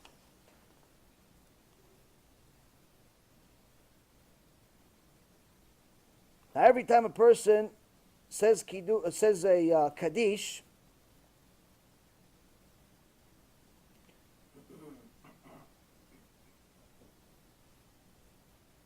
every time people say, no, you should do Kaddish on someone. You should do Kaddish on someone. It's helpful, but only helpful to a certain extent. Only helpful to a certain extent. Now the Pele Yoetz says that if you're contemplating whether you should do Kaddish for someone or not, you should do it. Why? Because this person that died is like screaming to you like a dog. Please do Kaddish for me.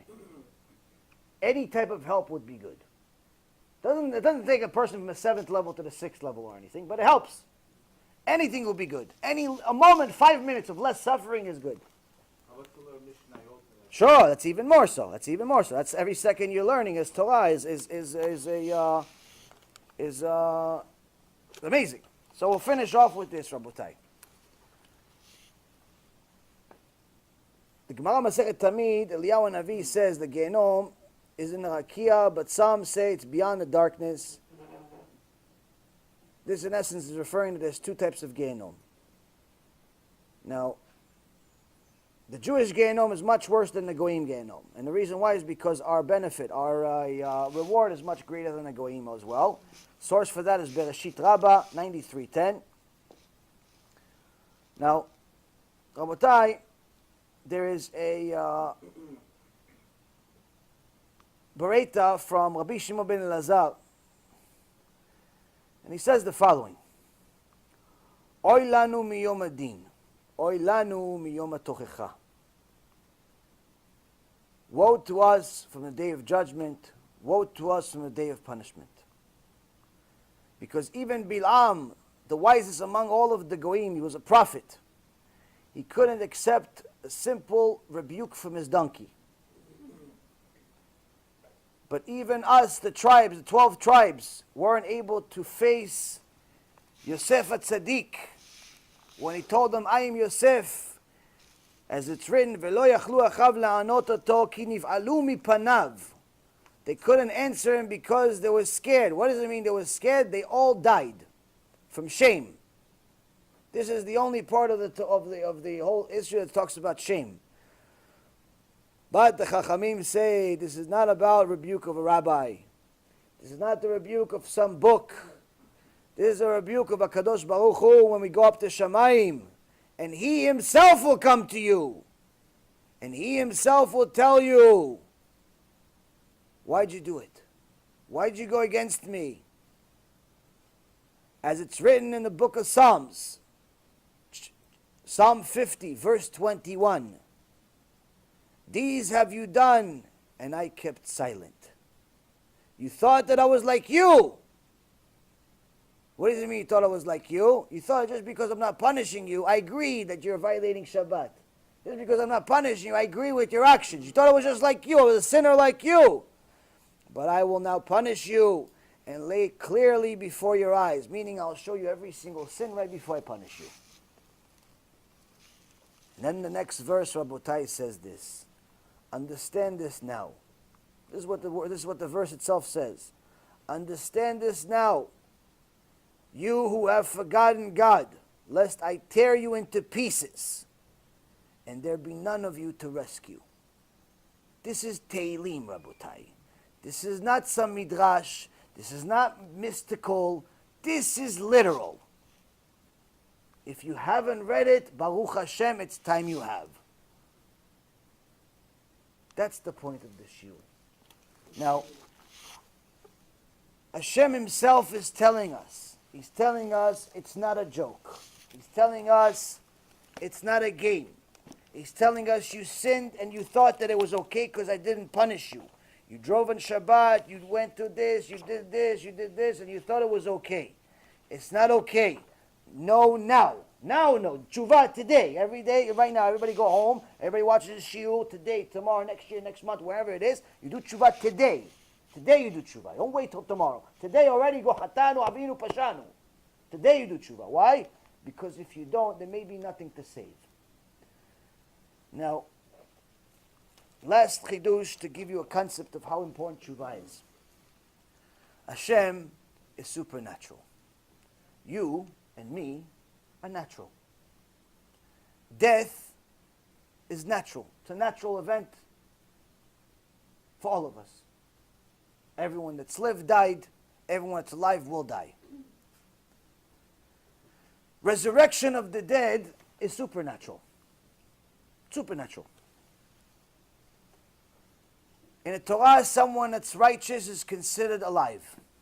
Someone that's wicked is considered dead even while they're alive in this world. They're still considered dead in the eyes of Hashem. The chidush is, Rabotai, when you do tshuva as a human being, the only way you can do tshuva is stick to Hashem. And when you do tshuva, in essence, you're doing something that's supernatural. And the reason why it's supernatural is because you're literally reviving your soul. We were dead as sinners, and we're alive as Baalei Tshuva. I don't care about your past, neither does God. La'avdi a zillion and a half of the Lord, but the point I'm trying to tell you is that no one cares about yesterday. Today, you do tshuva. Doesn't matter who your father is, your mother is, your neighbor is, your rabbi is, your this, it doesn't make a difference. Today you do tshuva. Whatever it is that you're doing wrong, whatever it is that you're doing that's not in the Torah, that's not good, today you do tshuva. I know it's hard. Everyone knows it's hard. But you got to do it anyway. Why? Consequences are too dear. But the beauty is that when you do tshuva, you're a superhero. Because you're literally doing something supernatural. You're bringing something that's dead and making it alive again. So it's a supernatural action by a natural person who made a decision to put the supernatural, to put Hashem in charge, to put Hashem in control. You're resurrecting yourself. Tshuva is good for you. No one gains more than you. And like Rabbi Yisrael Misalant, Allah Shalom and Schuto Tagen Aleinu said, even if it was simply avoiding the fire of Gehinom, and that was the reward itself and nothing else, it's still worth it to do tshuva. Because the punishment is dear. So Be'ezrat Hashem, HaKadosh Baruch Hu will have mercy on us and open our hearts to do tshuva, to overcome our Yetzirah, to overcome all of the evil inclinations that we have, and realize and visualize and understand how horrible it is to go against Him. Because once you open up the door and you start doing tshuva, Hashem does the rest. You are natural, doing something supernatural, and therefore the supernatural will take charge, and Be'ezrat Hashem get us all to Gan Eden. So all of this will just be a simple shiur. It's a distant memory of bad things that could have happened but never did. Baruch Adonai le'olam, amen ve'amen.